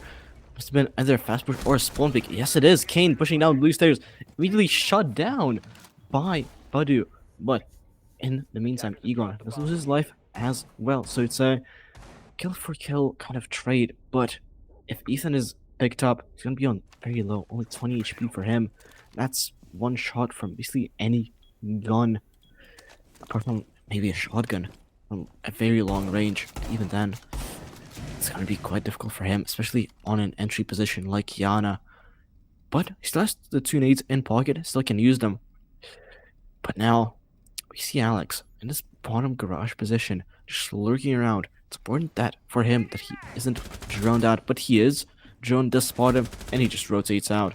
Drops down oil pit with his life intact. And now, attackers have the whole top floor position. But it's not over yet. C4s might come from below as Shisu's playing on a Valk. That very crucial operator, but doesn't even matter. Badu finds another kill. I think he pushed up main stairs even on Mira. Really well done by him as he finds the sledge of Luzon. And that's the vertical pressure absolutely gone. I mean, they have nothing else to do verts with apart from maybe a nade, but no one would even attempt to do that. And now, also a 2v frustration as Badu finds another one, triple kill for him, as Ethan falls as well, and he pushes up main stairs as well. Does get treated by Brisk. Now, as he goes down those main stairs, Barry still playing in the kitchen. It seems that he knows there should be a Valcam somewhere here spotting him. He does find it, and that's intel gone for the side of Tracker Clan. As Brisk tries to push in the main corridor but is unable to. And Barry left all alone in kitchen, and Shizu through those vertical holes finds the final kill. And that's a good start for Tracker Clan. And AVR also unable to really play together as two people just pushing completely different angles. Might really work from them.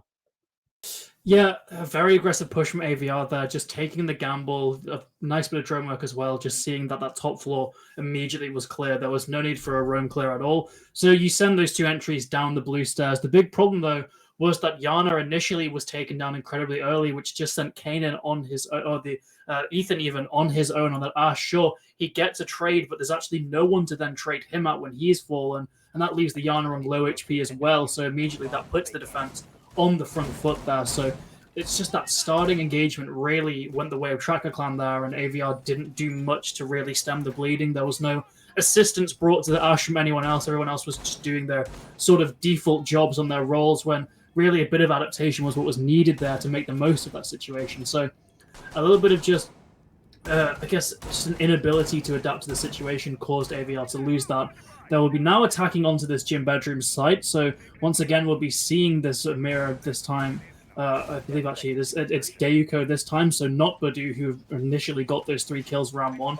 Still, they're going to be finding a lot of value with this gadget, even if they don't drop a single kill here, as it will be blocking off these angles, deterring the attackers, specifically deterring them from getting into construction there, which effectively cuts that map in half and forces the attack to invest a lot of utility to get close to the site here. So it's really going to be on how well can AVR deal with that mirror window in the logistics area position. But before they even get to that, they still have to clear out Cash and CC, so there's a lot of work ahead of these attackers. That Brisk, I mean, he is briskly walking up those garage stairs as his name suggests, and now just oh no, Alex finds the first kill, gets traded out by Fluzon because casting a bit too much on that garage window. But again, Yana off the board, Nate's gone from the side of AVR, and I think the big reason is that CC breach. That's not open. That's still closed. Where is Kane? He's just sitting on a drone. I think he's AFK, and there's no pressure coming out onto CC, and defenders can just roam there just for free. And without that control, without a breach open, it's basically impossible to push someone out of CC there. But never mind. Ethan goes out, does find a bit of damage onto Egon with that Ash charge, gets a bit of vertical damage onto him. I think he pushed out of Cash, and now Cash and CC all clear now, but Kane still AFK. And Barry loses life to Deiko on completely the opposite side of the map. Do they even know that Cash is clear? They haven't taken it yet. Deku Surely playing not. on the Mira, and who will be playing very aggressive on the hatch. Trying to find another kill. Nope. Fluzon denies that one. And Ethan finds another one. Now a 3v2 situation coming out for AVR. It's basically a 2v2. Yep. It's Kane. Still AFK. What is happening? With that diffuser as well, so that completely eliminates one of their win conditions here. I'm not sure what the hard breach of AVR is doing here. They're very much just squandering this momentum, first by subbing out their star player, and now the replacement isn't even playing the game, still on drone, just completely stationary. I don't think these Tracker Clan players are aware from it, but he's afraid of ghosts right now in logistics, and it's only up to Ty here to really do anything. The Sledge getting incredibly aggressive, and look at all that utility. Mirror window, Frostmat, a good pre-fire from Ty, though, does take out the player of Budu, forcing it into a 1 versus 1. It's still very doable for AVR, but it'll be a lot more doable if their second man alive was actually active. Ty almost goes down a tiny pixel of health, but he makes it work, and that handicapped round from AVR still ends up being a victory, despite the AFK diffuser holding hard breach. Just what is going on? Like that's why. I mean, if you need to go somewhere, like emergency, just maybe even call a timeout. But there's nothing. At the very least, have someone else pick up the diffuser in the prep phase, because that is a crucial part of the game. That is an entire win condition stripped away from the attack there. And it seems like Kane is still AFK. I mean, he picked a random operator, and AVR are forced to attack around him as Fluzon and Barry. We picked 2 Harbingers this time. We saw only 1 Harbinge in Ace for that last round, but Ace is just being swapped for Buck. And I don't really agree with that pick. I think, especially on Bedroom, you need 2 Harbinges. Thermite and Ace can be really powerful, especially to deal with the mirror windows. Ace is crucial. And Thermite can just open these big breaches that you can just walk through without worrying about crouching or vaulting through them. He can make those big breaches, even he even destroy a part of that construction wall where the mirror window is now placed. He can destroy some of that just breaching the outside construction wall. I mean, he's crazy powerful, but AVR is just not utilizing that here, instead opting for more soft breach. The only thing I can think of is that Tracker are using that sort of setup with the mirror window and the soft wall on Jacuzzi, so you don't need a Thermite to break up Jacuzzi, but CC was still a very big sticking point for the attack, and they've only got an Ace to deal with that CC breach this time, so it can still open a hole, and you can even circumvent the meat jammer there using those Ace charges, but it's a very small breach, and it's potentially a bit of a misuse of utility when you consider the rest of the things that have to break, like those 2 mirror windows there. So 1 ace charge will go down there. It will prevent Alex from getting as aggressive in CC, but he's still swinging out there. He still wants to try and get an early pick. Adopting this off angle could really catch one of these players off guard, and he does. Alex takes down Ethan there. 4 versus 5 as more damage goes the way of Tracker Clan towards AVR. Barry, less than half health. Shizu, though, does get taken down. Brisk finding that very late trade in 4v4 once again.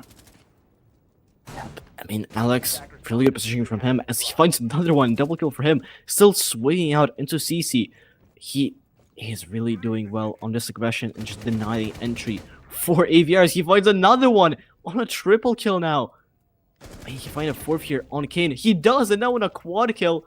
Can he get the ace here? I mean, Brisk is the only one left on Repel, so Alex knows where he is. He's trying to find it, but no, is unable. Brisk denies it, and now he's gonna need to find an ace of his own if he wants even a chance of winning. And he, oh, what a shot on Badu! Denies that, and now an obvious situation, it's very much winnable. A 1v2 is a lot simpler to clutch than a 1v3, as you can more easily isolate those 1v1 gunfights. Unless Tracker plays together and establishes a crossfire, so that way, even if Brisk gets one, the other player can just easily trade him out. But now, Brisk getting a bit of intel with his Yana clone, trying to get a bit of intel on where the positions are. Oh, what a pre-fire from Deco. There's a lot of damage onto Brisk, and now he's all left. 1 shot is enough to kill him.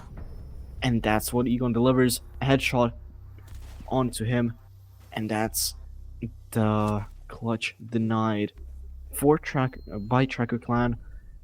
And what a play from the Frost there.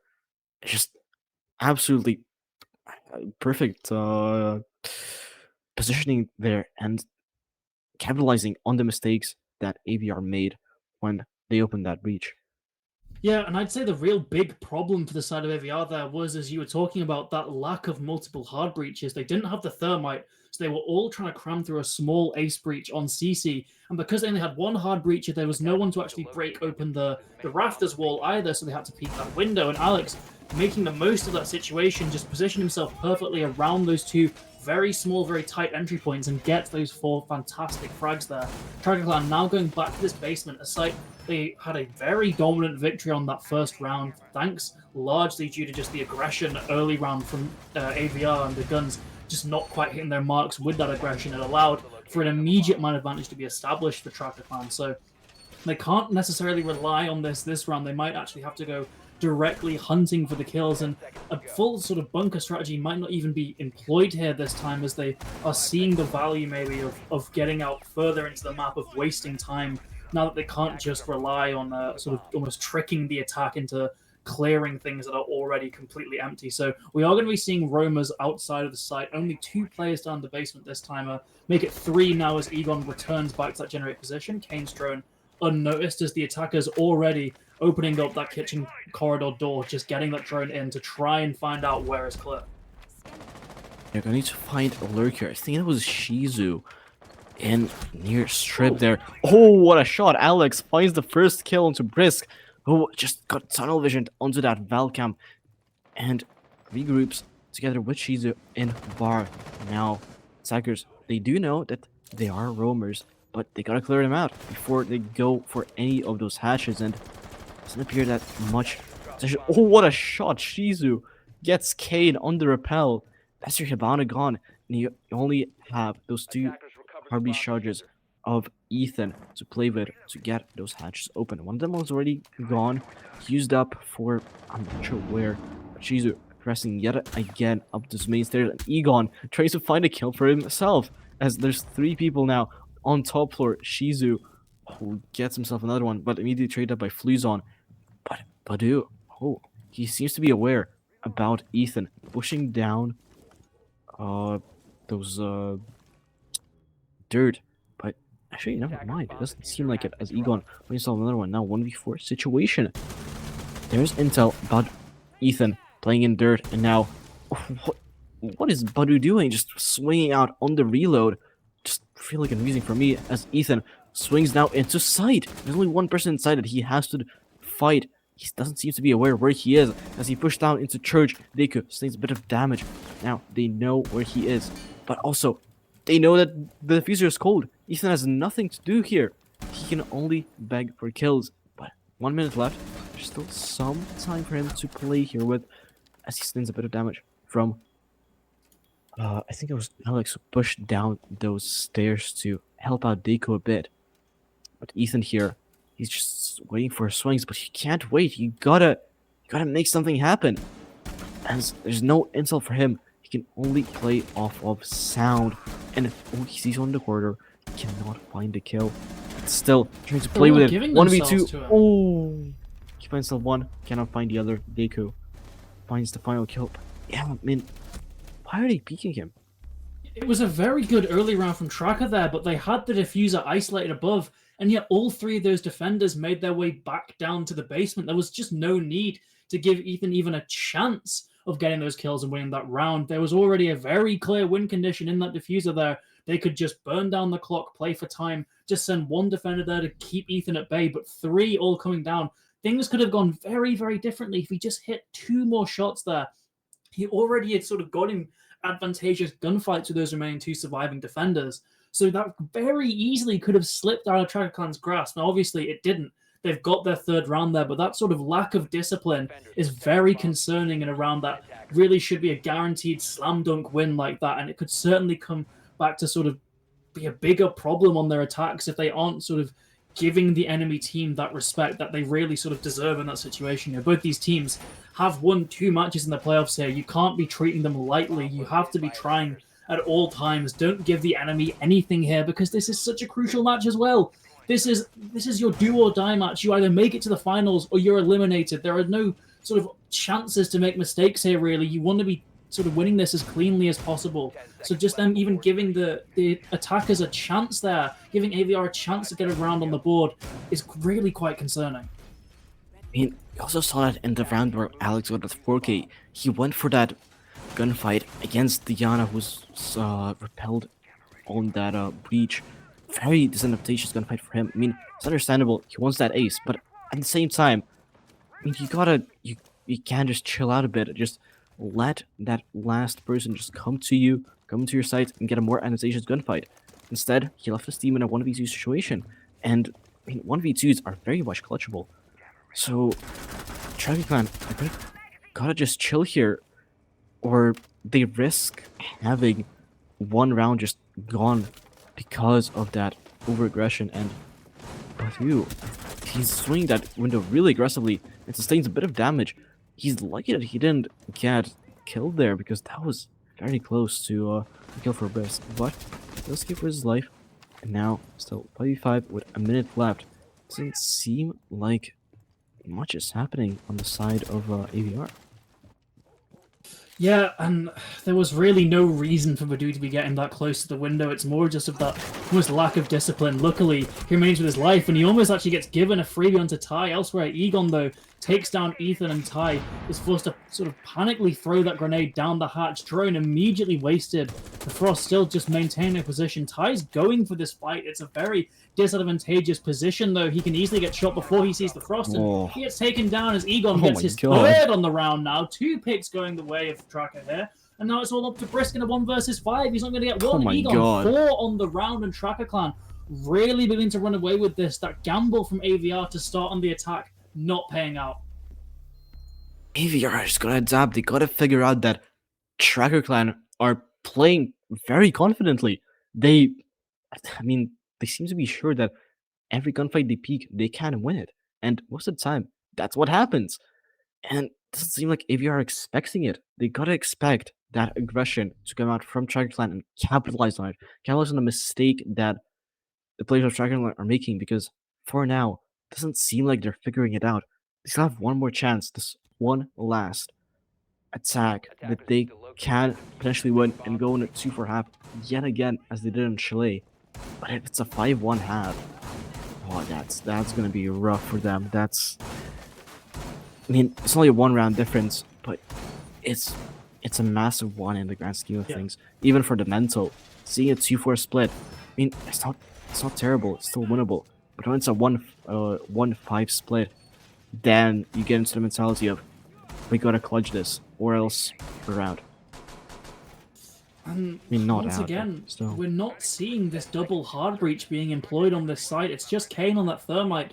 No ace for getting any of those smaller breaches. So Diuko, he's likely going to be uncontested on these mirror windows, really. There's nothing the attack can really do about it. And it just seems like AVR haven't learned from the sort of failing points of this previous attack. They've not changed their roster at all, aside for this IQ, which I honestly can't see a real usage for. Sure, you can ping out where those magnets are, but you aren't going to really be likely able to shoot them. They're still going to sort of eat up that utility. So the IQ, potentially cautious of a Valkyrie pick that just doesn't appear here, is really just a waste of utility when you could be playing that secondary hard breach. You could be a lot more active on the map, having those two operators able to get early access towards the site. Instead, they've gone with this lineup, and I'm just not a fan. Yeah, I mean, I'm not sure what they're going for here. At least the Thermite, they can open up a bigger hole, and Alex, he's trying to do that thing again. He's trying to get an early pick from this breach. He can be easily shot from that CCTV window if Barry decides to, but it doesn't seem like he's aware of it, and Alex capitalizes on it. He gets him from the CCTV window because, well, they got the breach, but they have nothing to contest it. They have no one playing on it. Shizu finds another one. Let's throw it off the board. Brisk. I mean, at least he finds himself a kill. Egon. That's the Womai taken care of. And now, 3-4 situation. Still not the end of the world, but AVR, I gotta pick it up. Badu playing very aggressive on this hatch. Might have find himself another one as a nade from below Oh my. forces them to. Oh, wait, what is happening with AVR as quick kills coming out and Fluzon left all alone? And again, this attack not going the way of AVR. Just not. They cannot find anything against Triclon. Sure, they found those 2 kills, but they're mostly meaningless. Yeah, there's no sort of consistent entry point being found by AVR here, aside from the CC breach, which then, as you said, wasn't even being properly covered, as Alex, just holding that CC position, takes down Ty the moment he hears that drop sound. Really just poor play from AVR throughout that entire attacking half, particularly with their utility usage. Now, luckily for them, there's no more attacking rounds here unless they get to overtime, so they can start to focus on this sort of clean slate, this defense, see like what they can potentially improve on here, how they can get onto a good start. But they've only got one chance to actually make a mistake to learn from. Once they lose this one round, it'll be 6 in the court of Tracker Clan here. They'll be on that map point and will very soon potentially be on to map 3. So they're really treading on thin ice here for AVR. They can't afford to mess up anywhere, really, especially if they want to just win this map in quite clean fashion. They can't really afford to let it go to overtime. So we would have to see a perfect streak of 6 rounds in a row here for them. And that's something I just can't really see with this start they've sort of given themselves. Tracker Clan have just looked completely above and beyond them in every sort of aspect of the game here. Their gun skill vastly improved. Alex on 10 kills. Utility usage very good, just playing around the tools they've brought. As for AVR, they just don't seem to sort of fundamentally understand where their mistakes were coming from on that attack. And now that they've only got one chance remaining, they're going to really need to understand where their mistakes are coming from on the defense. 10 seconds to Yeah, go. I mean, also their lineup in that attack, that Seconds left. to me it didn't scream the. I mean, most teams employ that first and second entry flex and the 2 supports. Didn't seem like they were doing that. They were doing, I think, like 2 entries, maybe 2 flexes, and then only 1 support. That was very weird to me. And even then, the entries, I don't think they were playing like entries. I mean, there was no map control taken. They got that breach. They didn't contest it, so the map wasn't there. But anyway, doesn't matter as Brisk gets one, immediately traded out, and that was a fast gunfight. 30 seconds in, a 4-4. But Womai taken off the board. I mean, you don't want Womai to be your first person to die, because those Womai gadgets, they regenerate over time. And I think at this point, I think you lose like Located by a 2 or 3 magnets Yeah. that can catch those nades that actually, I mean, are off the board because Badu is dead. But still, Yeah. King Candelas, flashes, everything like that can be caught by those Maggots, and they're gone. The only saving grace here is by taking down that Yana, the only set of nades. It's going to be a lot harder for the attack to actually find these kills as Ethan gets another onto the IQ this time. So no nades and nothing to actually spot out these electro claws is going to make getting rid of that hatch quite a difficult venture here. But the defense really just need to bunker up now. The basement is a very hard site to actually get direct gunfights on, which is why you tend to rely on utility like those Candelas, like those nades, and without at least one part of that, the defenders are much safer here playing these angles like these boxes back all the way in the back of Armory, of course. You're still be playing with fire, playing deep Armory as Diuko is right above Kane here, just takes him out. I'm not sure what the castle's plan was there, just offering himself up to the vertical play.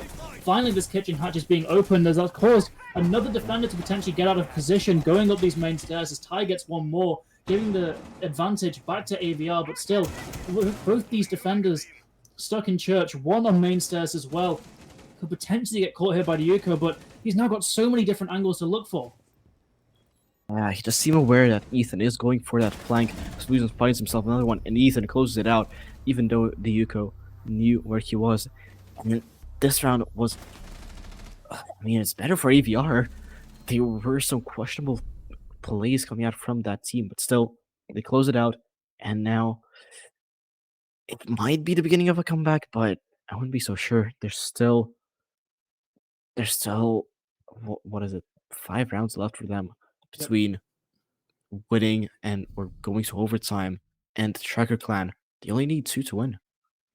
Yeah, and even just one round being dropped in favor of Tracker Clan here really puts the pressure on AVR. They've really just become in a very real chance of losing this map pick and going all the way to map 3. And after such a heroic performance from your star player Manny last map even, this new replacement just isn't really doing it. It seems like without Manny to sort of galvanize this whole structure of the team, there is no real life being seen here aside from that one defensive round there that we've just seen, which did see a lot of early action from the defense. It was nice seeing that aggression kind of return, but I'm just not sure how sustainable it is. The guns of Tracker have already shown to be better. It just seems like a couple of unlucky gunfights just got away from them that round, and that's not something you can rely on to get an additional 5 rounds basically in a row. So really, they need to be changing up this whole sort of style of play, I'd imagine. They need to really be focusing on going together, playing for trades, really, just trying to edge out the enemy team in these sort of grand trade wars, because if they don't, they're likely to get snapped up. The man count immediately goes back to even, and from there, Tracker are once again in a good spot. Yeah, definitely. But, I mean, still, I'm just not sure that this was a good play. Even if AVR if they do well on their defense, they picked attack. They picked to go on attack first on this map, which, if they go well on defense, it puts it into question of why they decided to go that route. As Shizu now trying to open up this Jacuzzi breach, will be able to do so without much trouble here. And now, also she will be able to be set up. It was set up before, and that means the Yuko will be open to a C4 being thrown by Kane, potentially from a mirror window, as Badu goes down, shoots out that mirror window on logistics, as Fluzon finds the first kill. Ash taken out of the board from Tracker Clan. But traded out, Alex finds a Brisk, and now it's all equal, 4v4. And now Azami, again, same problem as with Omai, taking over the board first. Those Azami barriers regenerated over time. That's gonna be a bit tough. A tough loss for them. So Alex still playing on these holes here that he's made for himself. He's gonna just be holding this CCTV side so no one can play there, but it doesn't matter. Kane finds another one on the mirror window. I think it's Osa being a bit over aggressive on her shield, as Shizu gets a bit more damage done by Barry, as he's getting a bit more aggressive. Now 3v4 situation for Tracker Clan. scrap it, 2v4 situation for Tracker, as things aren't looking too great for them. It's not much map control they have taken. They've only opened up the breaches that are easily contested by those mirror windows. And yeah, we see what's happening. Cluzon takes out Alex, and now Shizu left all alone against 4 people of AVR. They know where he is. I mean, they know that he was on that balcony. They might not be aware that he has dropped down. He's going downstairs. He might be able to lurk up some stairs here. As he's going up those red stairs. Gonna go into cash potentially. But it does seem to be... Oh, yes. AVR is aware of his position, and Ethan cleans it up for his team. Another round for them. They're looking a lot stronger on defense, but it might be too late for them. The really sort of glaring issue I saw with Tracker Clan's attack there is they failed to sort of appropriately respond to the changes in that defensive setup. In reality, they really got incredibly lucky destroying both those mirror windows for comparatively little utility usage. They broke open that one vertically that was looking out into construction, and then I think maybe a defender shot the one in a shower. So immediately you have 2 entry points that were previously blocked off by mirror windows, the construction side and the jacuzzi side, that are now free to use, but the attackers just continue to sort of funnel themselves on that outside position, trying to go for fights through windows that are being held by defenders, or just playing very sort of scrappy gunfights outside construction. So really, they should have utilized that incredible benefit they'd achieved more to their advantage, chosen a specific, easier access point rather than those windows to really fight.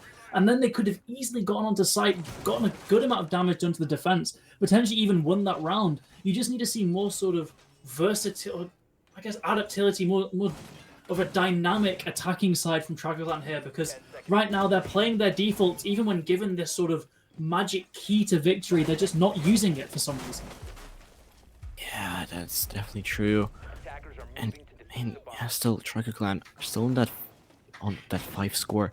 Still need only two rounds to win this out.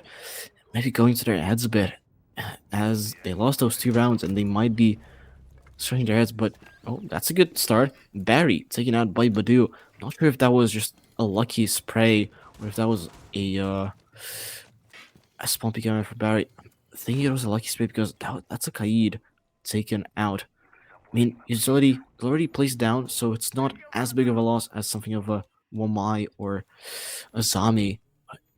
Those operators not playing anyway. All the utility is already placed by the side of AVR.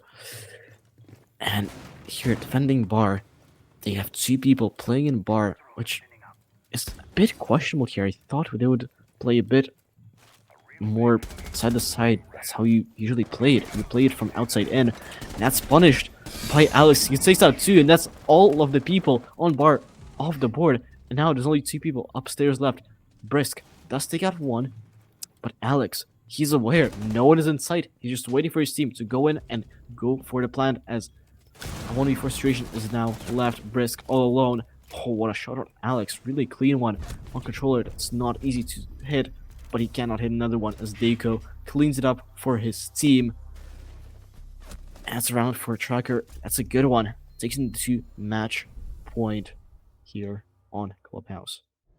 Yeah, no more mistakes can really be made by AVR here on this map, or they risk going towards map 3. Tracker Clan dangerously close to clawing back their very own map here of Clubhouse, and really they have just looked much better throughout this map. That attack made perfect sort of use of the opportunity they were given there. Alex got incredibly aggressive given the sort of lapse in security around bathroom. He was able to just slink his way in, immediately take out those 2 players on the site, and from there site control is essentially given to the attack. Not really sure what was happening to the Kaid there. I don't imagine it was a spawn peak because, well, Barry was 0-6, and you wouldn't really want to just give away your life like that when already you aren't exactly contributing much to the team. You would rather just play passive, play conservative, try and maybe get a trade for one of your other players. But no, he just gets taken out very early, an immediate advantage given to Tracker there, and they just made the most of it completely. Now, going on to this basement, we're seeing a Monty in play, so that suggests we're going to be seeing Budu focusing a lot of his attention on that tunnel, potentially trying to catch one of those defenders off guard, bottle them towards site, get a lot of map control for free, because that's usually how you play the Monty here. The Ying as well, fairly standard. The only big issue I see with this attacking team comp is the lack of nades. It's going to have to be down to heads-up gunfights here. There is no chance for utility kills at all with this lineup. That's definitely true, but also kind of questioning why Barry was put on playing Mozzie. I mean, we saw some really nice shots coming out from the Mozzie player of the last round as Ethan takes a bit of damage. He still has 2 Valcams in pocket. If he died there, that would have been devastating, because if that utility hasn't gone down, that's such a waste. Valcams are so powerful, especially on this map where the soft destruction above the site can be used against the defenders, but also can be used against the attackers as well, with those reverse C4s up. There's 4 C4s on the side of AVR, plus 2 impact nades, as Badu, together with Deiko, are pushing down this dirt, as I mean, they won't be able to do much from here, as they need that help coming up, maybe from Blue, to help them push out these players here, as Deiko starts doing some verticals onto Armory. He knows no one is playing in deep Armory, as C4 comes out from Barry, does not find anyone, does some chip damage onto Deiko here, but not enough to do anything with it. But this C4 finds their target, Alex. That's taken off. Candela's will not be able to be used, and Monty left all alone in dirt. I mean, AVR doesn't seem to be aware that he's all alone, he can be pushed, but that's for now. Badu utilizing this fact for the betterment of himself, as he risks sees Shizu on this quick peek, finds himself one. Now for his situation, no, a 3v2, as Monty goes in, finds one, immediately traded out, and now Deiko left all alone on this vertical holes, unable to find anyone from there, deciding, you know what, I gotta rotate out. I'm questioning that aggressive play from Monty. I mean, it would have been worth just wait for your teammate to maybe drop down Blue, as Deiko does now. Finds one, now position revealed, and Fluzon not immediately, but nearly immediately trades his friend out. That's another round for AVR. AVR for now in the clear of losing this map, but again, no mistakes. Yeah, still 2 more rounds required for AVR just to make it to overtime here. It was a good attack on paper with that Monty in the tunnel with the Ying, but the main problem there, I think, for Tracker is they refuse to actually bring anyone else to go and support the Monty, leaving him in that little island on his own. So he was then ultimately forced to play aggressive just to try and take a bit of flack off of his teammates. And that resulted in that just sort of massacre on the site. So Tracker Clan really just didn't quite succeed at sort of moving their different team components around that attack. Certainly a problem that can easily be fixed going forward here as we're going into gym and bedroom once again. Tracker could try and sort of maneuver their players around just different openings and different sight, and just stray a little bit away from sort of their default position here, which is something that they have shown continually that is a bit of a problem for them. Even though this last time they attacked here, there were those mirror windows that had just been taken out of operation, but the attackers refused to take advantage of that. They refused to make the most of that situation, and Tracker can just sort of make lemonade from those lemons. They could take this map right now. They could have taken it 3 rounds ago, really. They could have had a dominant scoreline here, but now it's getting closer and closer, and I have to imagine that the creeping dread of AVG taking this to overtime and potentially winning it is starting to sort of fill the heads of these Tracker players. They aren't as sharp on their gunfights as they were at the start of this map, but it does show. Definitely, I mean,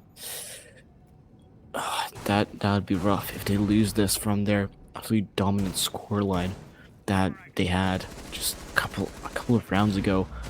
But AVR and their fans are hoping for a comeback here, as we see a bit of a switch up in the actually, never mind, that not a switch up, but you see this side for the first time from AVR on their defense. We don't see a mirror actually being played, which is interesting because it's really powerful on the side. So, I mean, kind of a loss here, but Badu finds the opening frag, and that's Ethan taken out again. Wamai, his discs off the board, and Amazami as well. 3v4 situation as Badu taking out himself by Barry at least. But now AVR and a disadvantage and a big one now is 2v4 as Egon goes into construction. Barry does not expecting it. Kane just to refract his friend is not able to. Now Fluzen left all alone, unable to do anything. And Tracker, we're just saying they gotta clean it up. At least they did with a 7-4 win on their map pick. Yeah, really sort of unexpected outcome here. They certainly didn't appear to be winning this going into it. You'd think that momentum was certainly swinging in favor of AVR. You'd think potentially even the mental wouldn't be the best for Triclan, but they came in here and just put an absolute performance on Clubhouse, taking us this map 3, and now they really do have a good shot at winning this series and completing that upset, going to those finals. And again, they are a team that didn't even make the playoffs initially. They got in via like a technicality. So this is really potentially the comeback of the entire tournament here. Well, I mean, that's what the AVR is hoping for, their fans as well. I mean, it's all down to Villa, which is a bit of a wild card here. None of these teams picked it. It was the last map that was left unbanned. I mean, it was between Cafe Skyscraper and this map Villa at the end after all the bans and picks were left. So I don't think that teams were maybe not expecting to go here, but I mean, we'll just have to see what happens there. I mean, yeah, that's it. Yeah. Well, we will be seeing how these teams fare on Villa in just a few minutes. Just going to throw to a quick break, and we'll be back with the final map of this series, the final map of the playoffs to see who goes to the finals.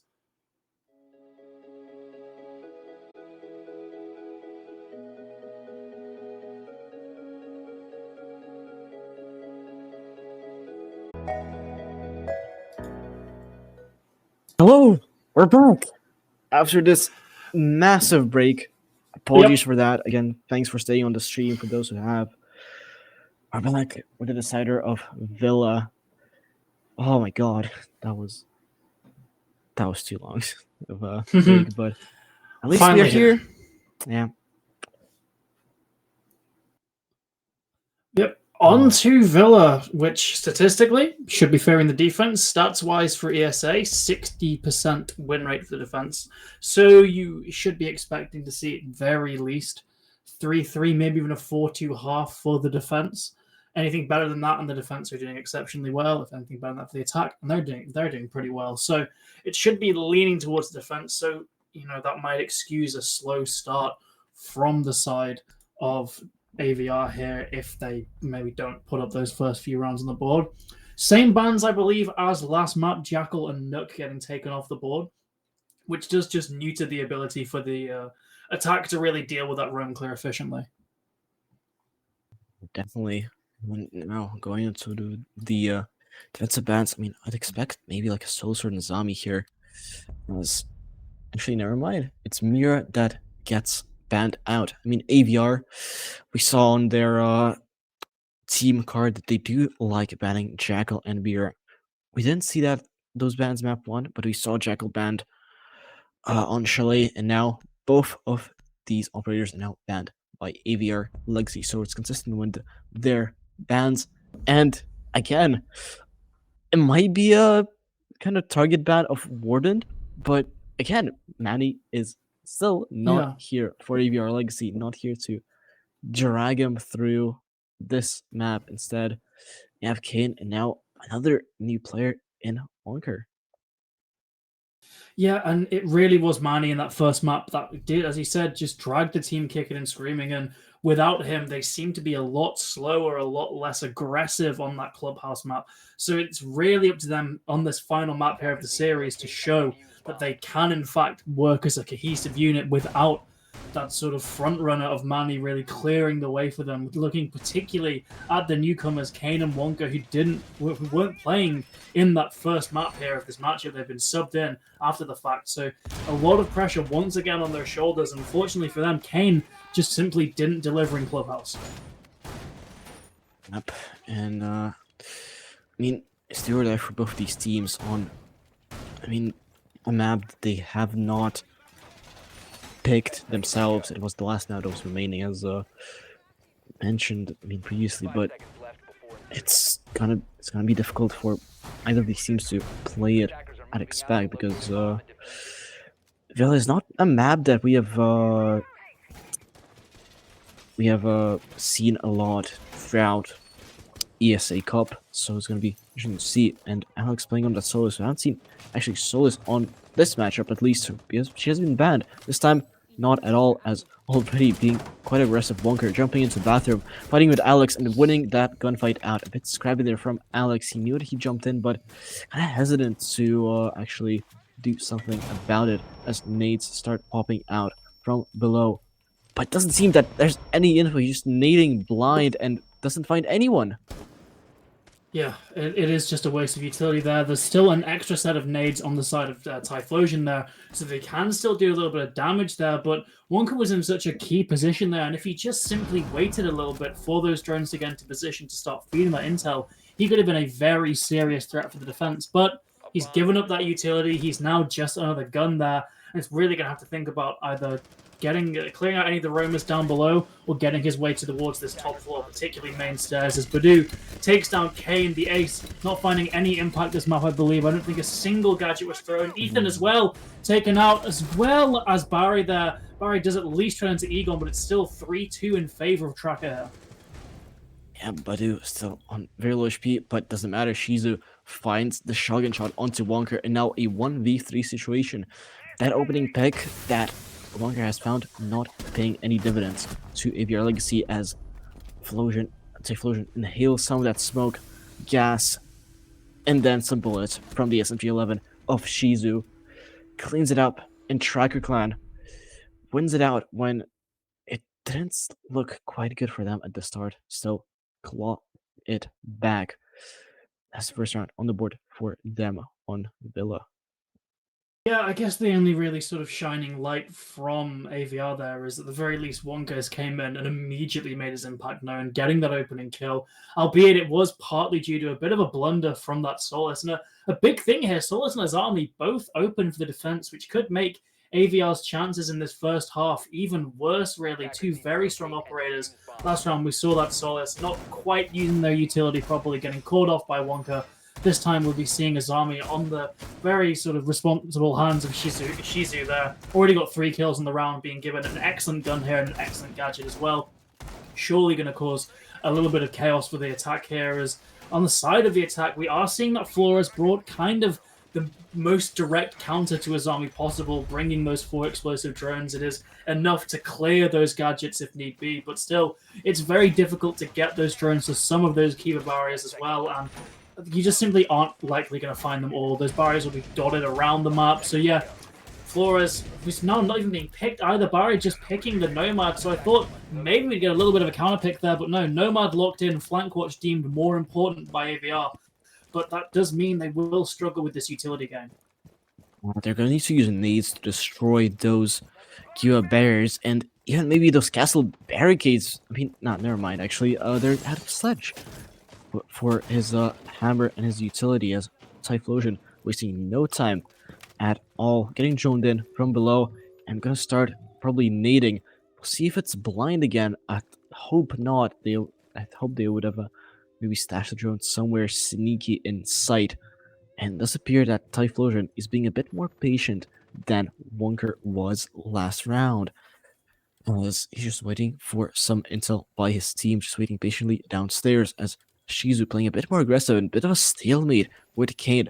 They don't see each other at all, but trying to get a pre-fire is not able to achieve anything with that. And proceeds back into sight as nades start popping out. One nade goes into Astro, doesn't find any damage onto Alex who's playing there, but the SMG of Shizu finds some feed shots onto Ethan there. Bit of a spray damage there still. 100 HP on him, as a minute 35 seconds left on the clock. No kills found for either team for now.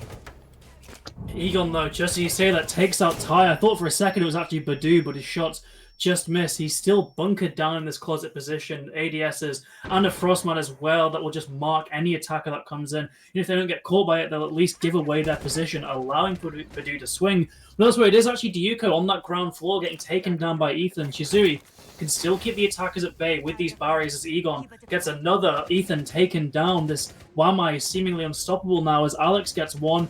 Kane still down below, the other attacker just on this balcony. They're so far apart as all these defenders swarming to try and get a pick on this Nomad here. Air jab goes out to stop the potential for a run out, but Purdue seems to be getting very aggressive with that secondary. Shotgun could potentially take out Barry there, but then just dives away when the flashbang comes out. Doesn't want to get caught blind. Kane, though, caught dead by Egon. Barry in this 1 versus 4 all the way outside. Purdue gets a little bit anxious with that shotgun, tries his best to get the kill, but Shisui actually on the run out takes out Barry and secures that second round for Tracker.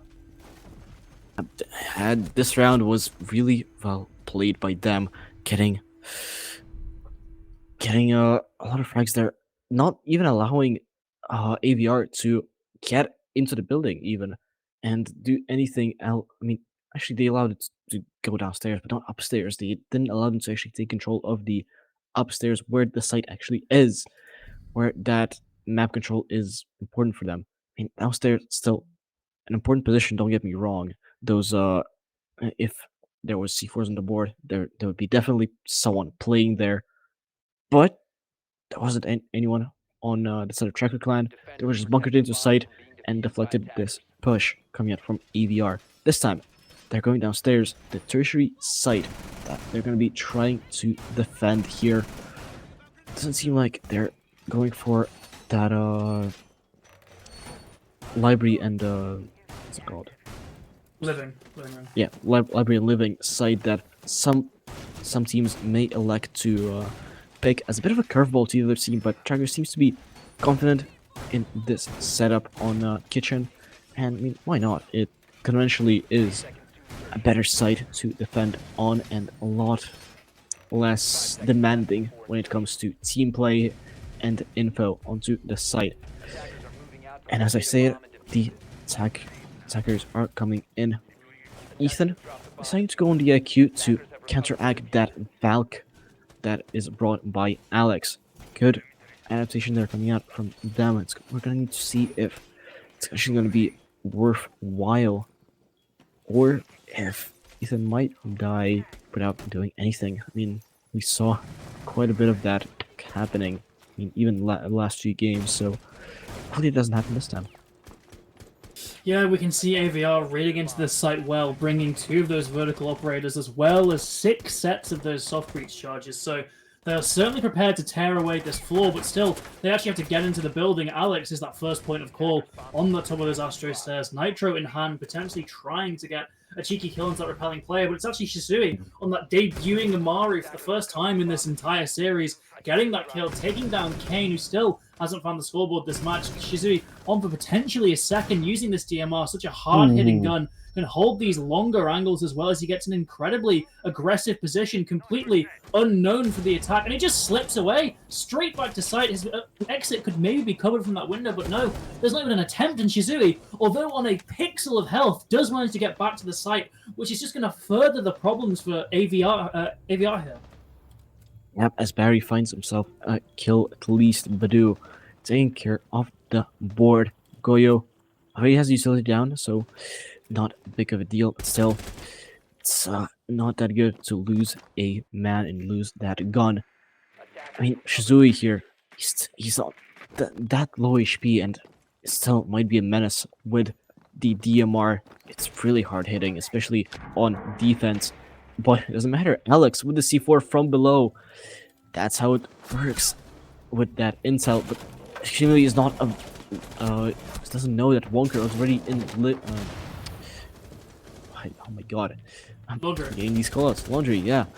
He has dropped down the hatch, but immediately traded out by Egon. Now Barry and Typhlosion left upstairs. Typhlosion does find Shinzu, so at least he's off now. The DMR of the board. That was the 1 HP player still. Yiko and Egon on quite a bit of HP themselves. Have had a bit of damage done to them, but still will take 2 or 3 shots to take care of them as Barry takes a lot of the shots himself from Deku. It's downed, and now it's a 2v1 situation for Egon. Both the players dropping down into Laundry. He knows where he is. He takes that one in Barry now on very low HP. Might be 1 or 2 shots for Egon with that 416, but he cannot find Barry, and a clutch attempt denied for the side of Tracker Clan, and it's the first round for AVR, successfully won for them.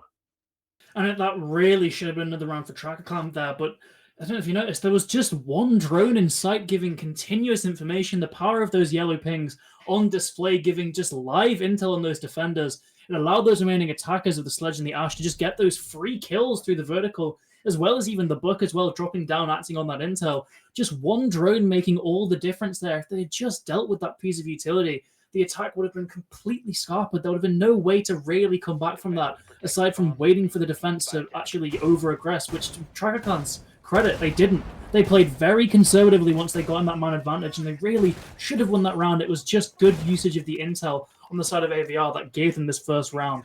We're going back to this upstairs site now of Aviator Games, and this really didn't go well for AVR last time. Despite getting that uncontested opening pick, we saw a lot of utility wasted in those nades. We then just saw a complete massacre whenever the attackers actually tried to get in through that study bulk, through those main stairs. So there really needs to be, in my opinion, a complete sort of re-evaluation of this attacking strategy. Maybe consider going through a north side clear, just clearing up that top floor from a different angle, getting a lot of space in the map, getting your footing in there, because when they tried to just take the easy route through study up from outside, they were completely shut down. Definitely, and it does seem like AVR are doing exactly what you said, going from north side, taking that control of master bedroom, which could be a bit easier to take for them, but then they're gonna need to worry about those flanks. I mean, that's why Ethan has brought the Nomad to take those jabs and deny maybe that those flanks, but Tracker does not have any of it, as Shizu finds himself the opening frag as smoke. I'm not sure from where even, but Kane trades it out. Maybe not a direct trade, but still, Egon takes it taken out, and Badu as well. And Tracker just that advantage completely eliminated in the span of a few seconds there. Kane gets another one on Ace, but traded out. Still, the Yuko finds Wonker. Now Kane has cornered the Yuko here on Jaeger and does find him as well. Tropical on Kane as Alex comes up from Astro Stairs. This is a position known. Both the players from AVR side are going to site and are going to go for the plant as Nomad jabs are being placed on the doors, so to not allow Alex to push into site just uncontested. And Alex doesn't even have the impact to get rid of those Nomad jabs. Flash out, getting full flashed, just denying that crucial time that he needs. Trades with Kane, but Kane gets his 4K. Absolutely insane play coming from him as Ace. That was really unexpected from an operator that should be on heartbeat, should be hanging back. He just stepped up and caught his team another winning round. Yeah, absolutely phenomenal play from Kane there. Really just allowing AVR to just dig themselves out of that bad situation they were in before, just due to that opening pick going from the way of Chimisu, I believe, on that mute. So really good response from AVR there. They're slowly beginning to build up a little bit of a nest egg of attacking rounds here. One more, and they will have already at least not lost the half. They will at least go neutral. They can maybe string these last two. A 4-2 advantage going into their Villa defenses could be a very, very good bonus here. But it all comes down on Tracker's defenses here on Trophy Statue. They, again, were very good at defending it last time. They were very aggressive at points. They stacked up well. They had that very nice little setup in the closet with that Frost of Badu.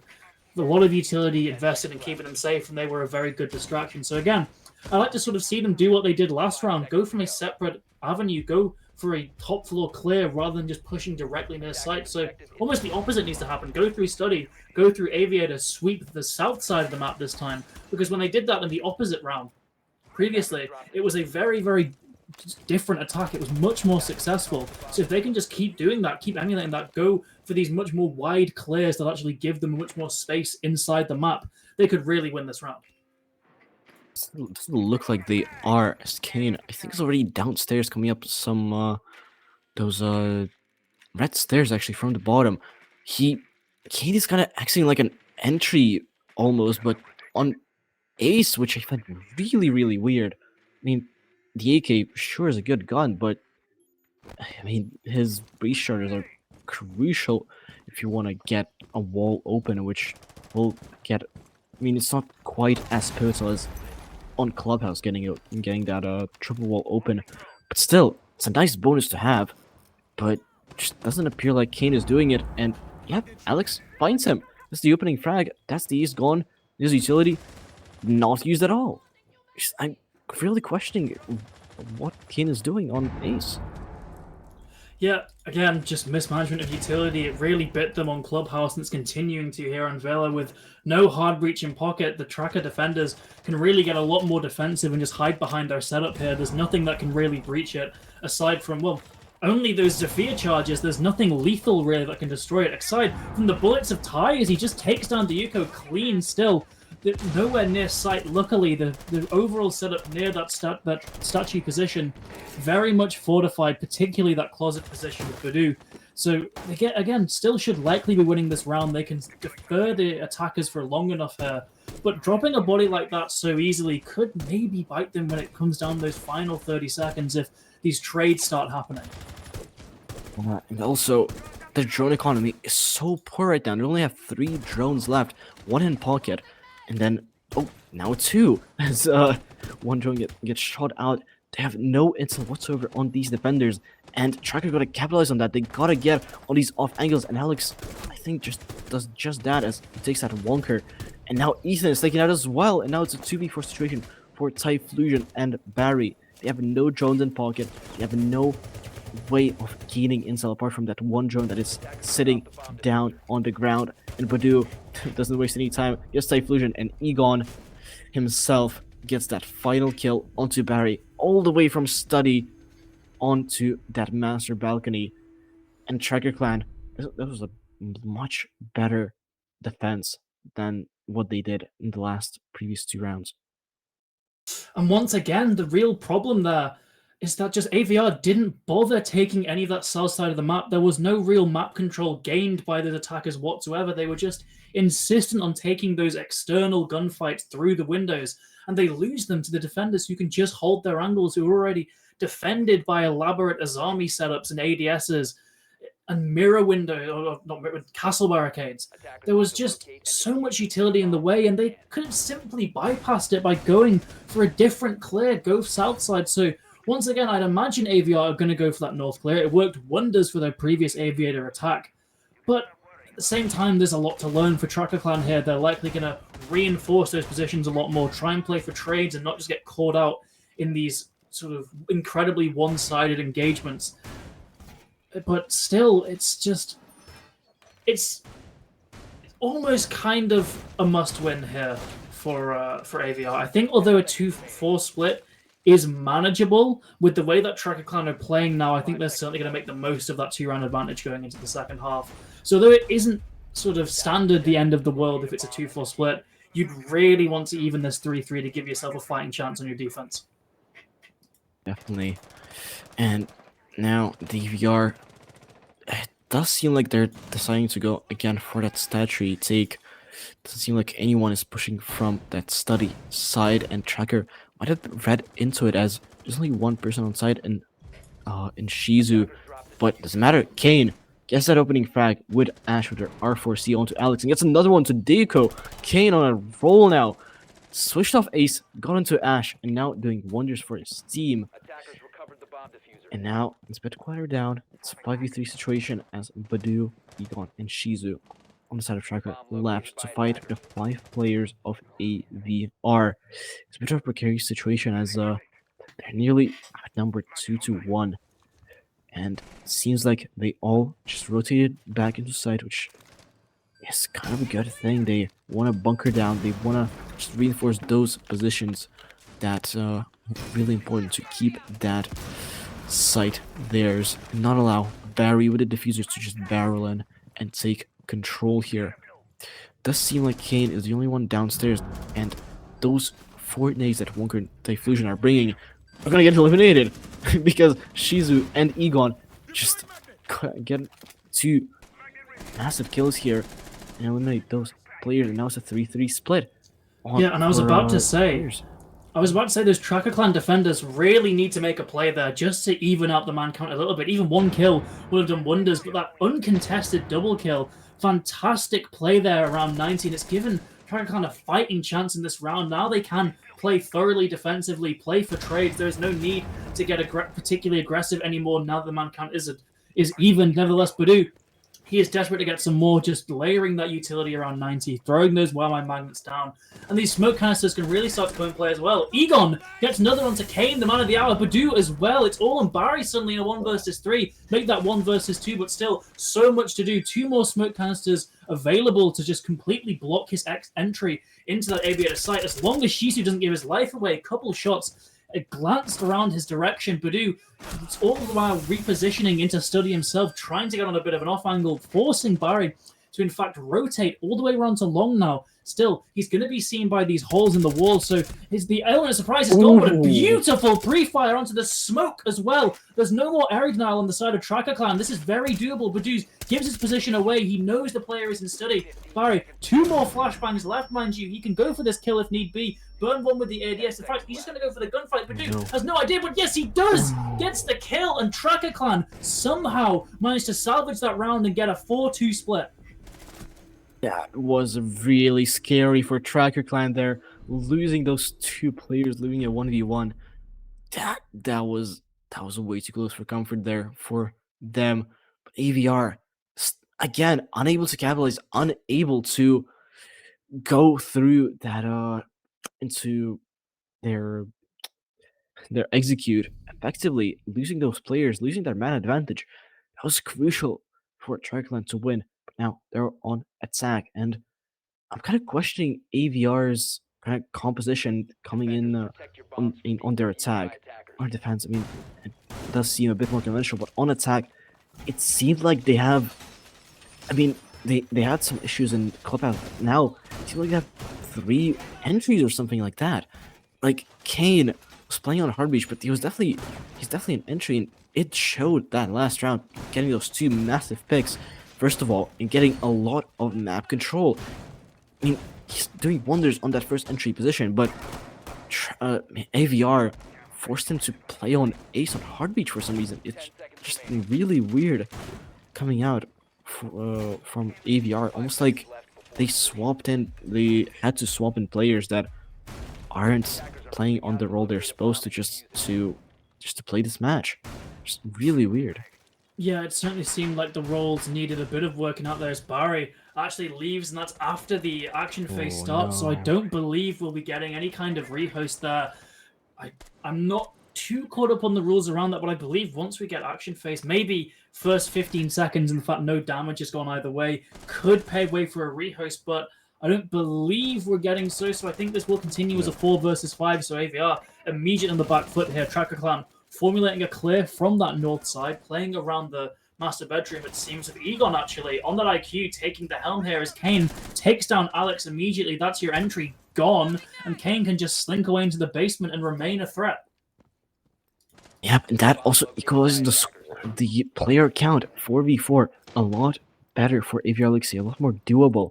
The nades also gone as Barry rejoins here. No rehost going to be coming out, but still, there's going to be quite a bit of work needed by AVR to secure this round once and for all. Barry can sit on those cams, can sit on Val cams, and feed a bunch of intel to his team. But Egon, on IQ, will be able to suss out all of these cams as the C4 comes out, is not able to collect anything, doesn't do even a lick of damage by Kane. That's a massive loss. I mean, Valk, she kind of needs that C4 kill. It's a massive piece of utility that was just been wasted there, just on what seemed like a random C4.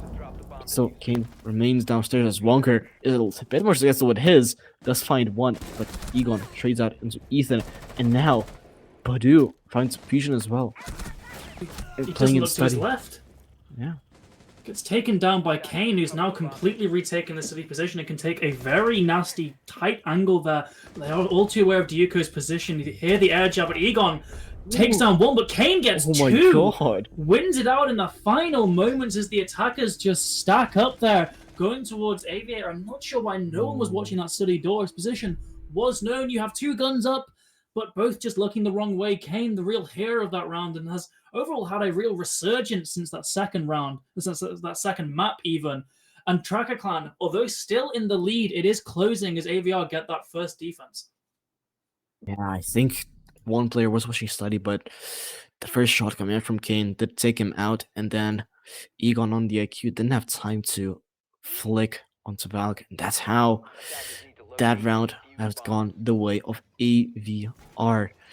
Tracker gonna beat themselves with that one, because that should have been a round that they should have been taking, but instead they lose a 4v5. That could hurt their mental just that little bit, but still they are in an advantageous position. They're still up 4-3 against AVR, but one more round where they make a critical mistake, and then that lead is completely gone, which would be devastating for them. But now, going into statutory side, Kane again on the Valk had massive impact on her last round. Ethan playing on the solos doesn't have that much success here yet. He's going 2-6. Hopefully he's gonna be able to turn those tides, as Solas with the P90 is just a great gun to frag out and get first entry, as he's gonna be playing downstairs, probably gonna be trying to deny a plant if it comes around to that, or if there's an unfortunate attacker that decides to drone somewhere in the bathroom, just shoot him from below.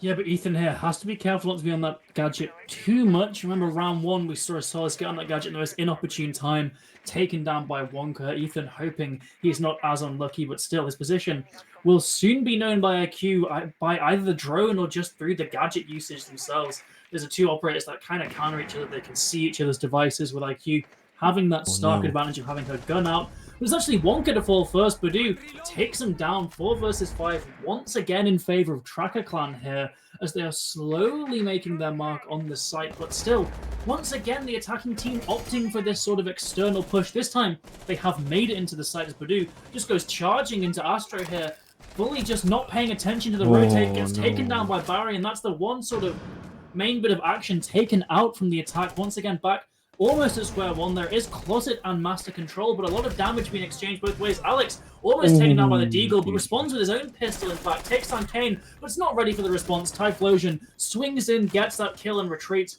once again evening the man count.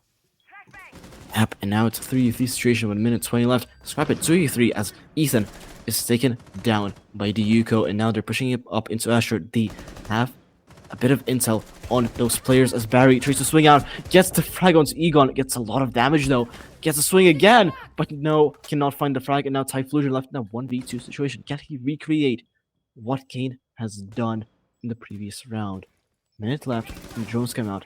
They know where he is, and they baited him out of the site. Abandoned site now. Shizu will have the opportunity to go in and plant potentially, as they're still in Astro. They're still trying to get that. What a shot from Flution, as it's a 1v1 situation now. Shizu is going for the plan behind the kill barrier. Utility working against the defending team, but gets off the plant. Tries to push him out. Oh no, shot exchange, 20 HP on Typhlosion. Shizu on a bit less than 50. And now it's a bit of a stalemate with only 17 seconds left. Plant needs to go down here. Fusion says to rotate into Astro. Base Shizu off the plant. Shizu needs to go for the kill. He's rushing down, and he gets the kill. Oh my god, that was a really close round yet again. But Tracker still win it out. Oh, that was scary for Tracker. I legitimately thought we'd be all tied up when in another world we could be on 6-2 right now. Tracker could have had a flawless attack so far, getting up to match point. Still, they fumbled at that first attempt, not the second. 5 rounds, still very good. Only 2 remaining. When they were in this position on Clubhouse, they managed to dispatch of AVR's remaining attempts quite easily. So they still just need to keep this pace up on the attack. Their attacks have been good. There is still clearly a mechanical difference between these teams, with Tracker winning more of these gunfights than AVR, especially players like Egon on double digits now, really just helping to push Tracker towards that victory. But kind of a contrast all the way from AVR in that first map. It's multiple players of Tracker really stepping up here. There is, of course, one player leading, as there always will be, but there's still Badu and Shizu on those 8 kills, still doing a lot of work. Alex as well on 7. The only player really performing, you could say, below the rest is Dayuko, but again, that's to be expected when your other players are popping off so much. It's just natural for there to be a player that like lags behind, but still, it's very much a team effort from Tracker Clan here as they're going to attack this same site once again. I would still like to see a clear come from the south side. I think making these bedroom pushes is a very, very risky decision, and it can often result in defenders being given free kills, whereas if you push Study, you get that 90 and that top bricks control, you can really help yourself there. I just think Tracker should try and attempt that. Me, coming to your point on mechanical skill, I think Tracker are a lot more consistent on the board with their gun skill, whereas AVR, they have those 2 star players, and then the other 3 kind of lagging behind.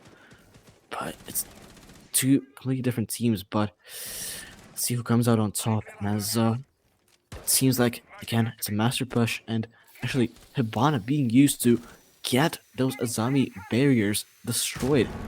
Really well done by them on using that utility, maybe a bit more unconventionally than expected, as oh my god, it picks up a flash there. And a nade. Oh, what a nade from Badu, gets Ethan on its rotate out.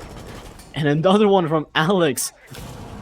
Their nading skills are really paying off here as Badu finds another one. C4 from Kane, does not find anyone. And now they know one's below. Battery left all alone inside. And now triple kill from Badu. And now a 1v5 situation left as Kane comes up those red stairs, finds one. Oh no, Badu with the pistol finds Kane, cleans it up for his team. And that was a very decisive victory for Tracker. Just with that net exploding, that first and second player just collapsed onto site. A very, very effective push from coming out from them. And now putting them on match and series point of this very, very long matchup. Yeah, and in another world, Tracker, they're already through. A 7-2 victory has just hit them here, but unfortunately they fumbled that first defense.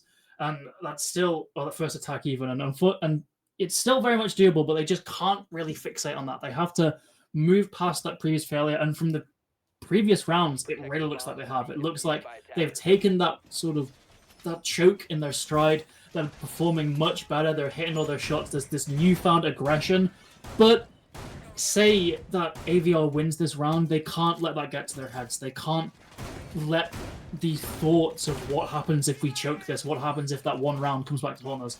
They can't let that in their heads. They really need to just keep playing every round like it's just completely fresh, almost like it's their first round, like nothing previously has happened in this matchup. Because if they start to dwell on those feelings of that really bad throw in round 7, things could get really bad for them. And of course, there's no reason for things to get bad for them though, because Tracker have been performing so well. They've seemed so very good in their clears. Even attacking Aviator last time, their north side clear was very efficient. It left them with quite a lot of leeway. It was just at the end when they fumbled, really. So they just keep doing what works, maybe learn from their mistakes, hold different angles, use that man advantage properly, and they're guaranteed to take this 7-3.